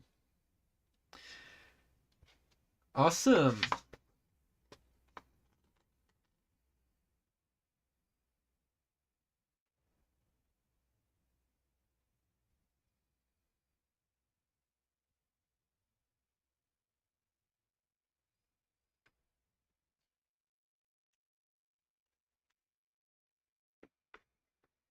Okay. So right now,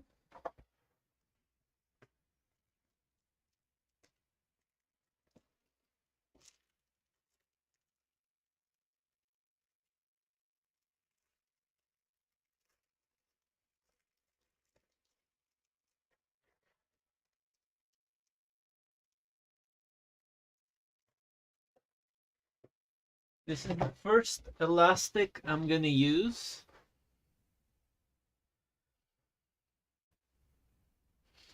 It's the one that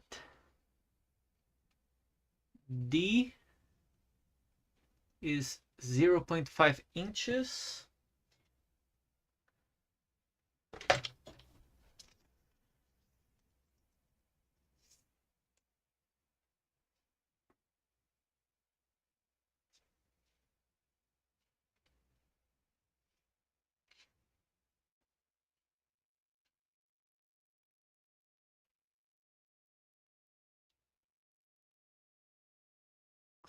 Yeah, I believe it's this one.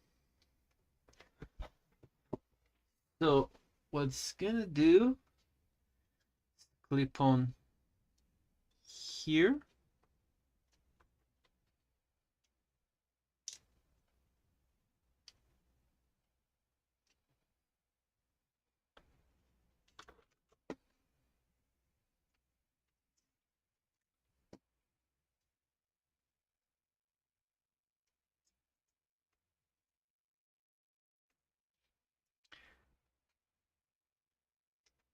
There.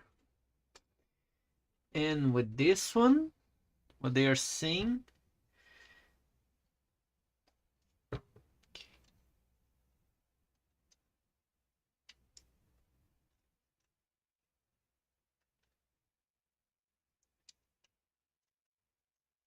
put this here, clamp this all the way to the other side. It's better on the opposite, like here.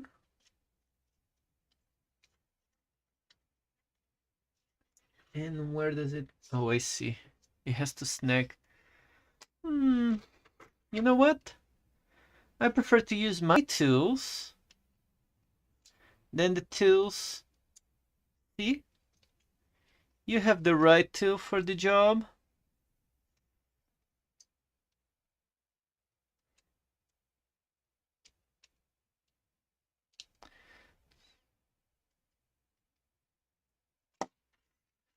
Oopsie. Just talking about the right tool for the job, and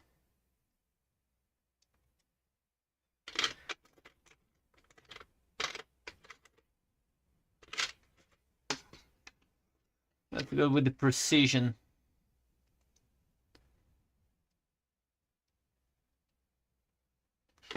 There you go.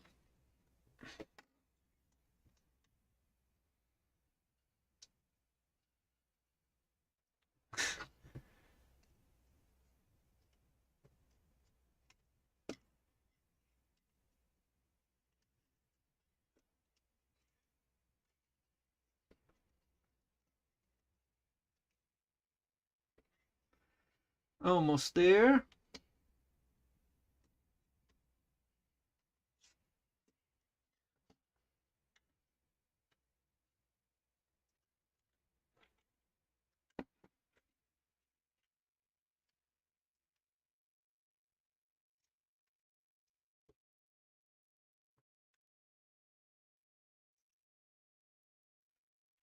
And let's continue the video. It's amazing. They learned so much from the last round. President Trump's been obviously vetting people and putting forward names. It's not even December yet, and effectively the entire cabinet is staffed out. Kash Patel for FBI director, that's something that we've been talking about for a long time. And in breaking today, a scoop that Kash Patel is likely to actually get that post. Pretty awesome. So they really are creating the MAGA Avengers with Tulsi Gabbard, RFK, Kash Patel, Hulk Hogan, Pete Hegseth. We're very, very excited and very, very locked in, ladies and gentlemen. It's going to be a wild ride. It's going to be a lot of work in the first 2 years. These are the first 2 years that the mandate really shines, and then you have an election cycle to sort of reset the table. I'm not saying Republicans will lose. Republicans should by every measure win, right? If the policies are winning, then Republicans should win in the midterms. But this is just the way it goes. And so you have to muscle through the first 2 years. They're so important of an administration. And ladies and gentlemen, we're very, very excited for the future. Hulk Hogan with an official presidential appointment. This is what we fought for. It's your boy Benny. Like, share, and subscribe to make America Hulk again. Okay, we already have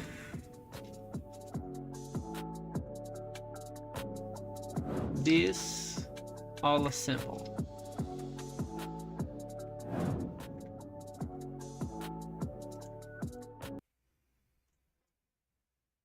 Let's go to the top view. I'm always putting the file on the face. Shouldn't be on the face. Okay, so basically this is the on and off switch. It's all working. And this is working.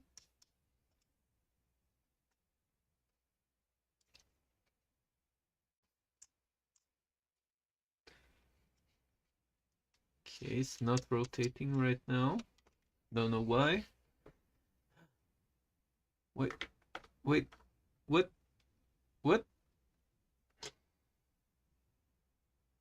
Oh, it came from here.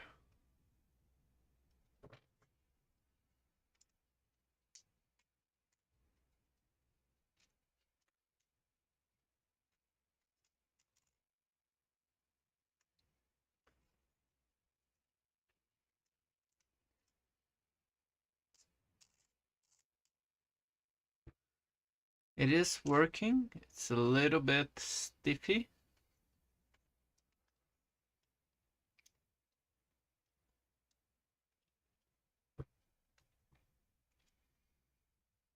So far, so good. I'm really enjoying this.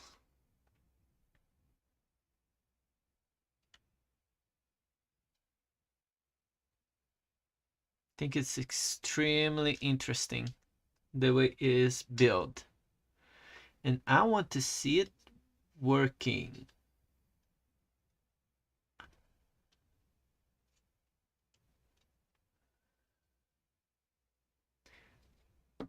Well, we will be continuing this dragon. Right now, I believe we are about 1/3 done. We got a lot of things built really well today. Let's put on the front view. This is the body of our dragon so far. We got done quite a bit today. Finally, I got a little bit of time. And I'm also working on a paint booth, which leads me to think painting this dragon, it will be some work. I'm thinking probably I will be able to do it not by assembling one part by one part, but having chunks of it separated. But this part, the center core, it worries me. I believe actually the center core ought to be the hardest part. I'm thinking of separating the tail, the base, the head, the limbs, and painting them individually. But I still don't know about the center part.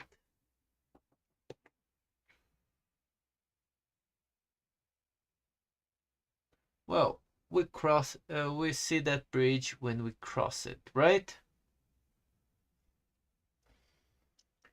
Well, I hope everybody loved today's live. Thank you everybody for joining in.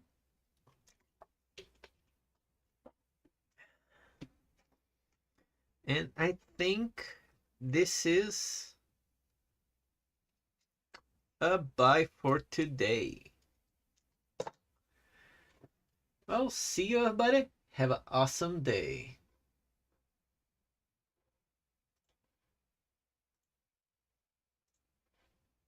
This is Angry Hobby logging out.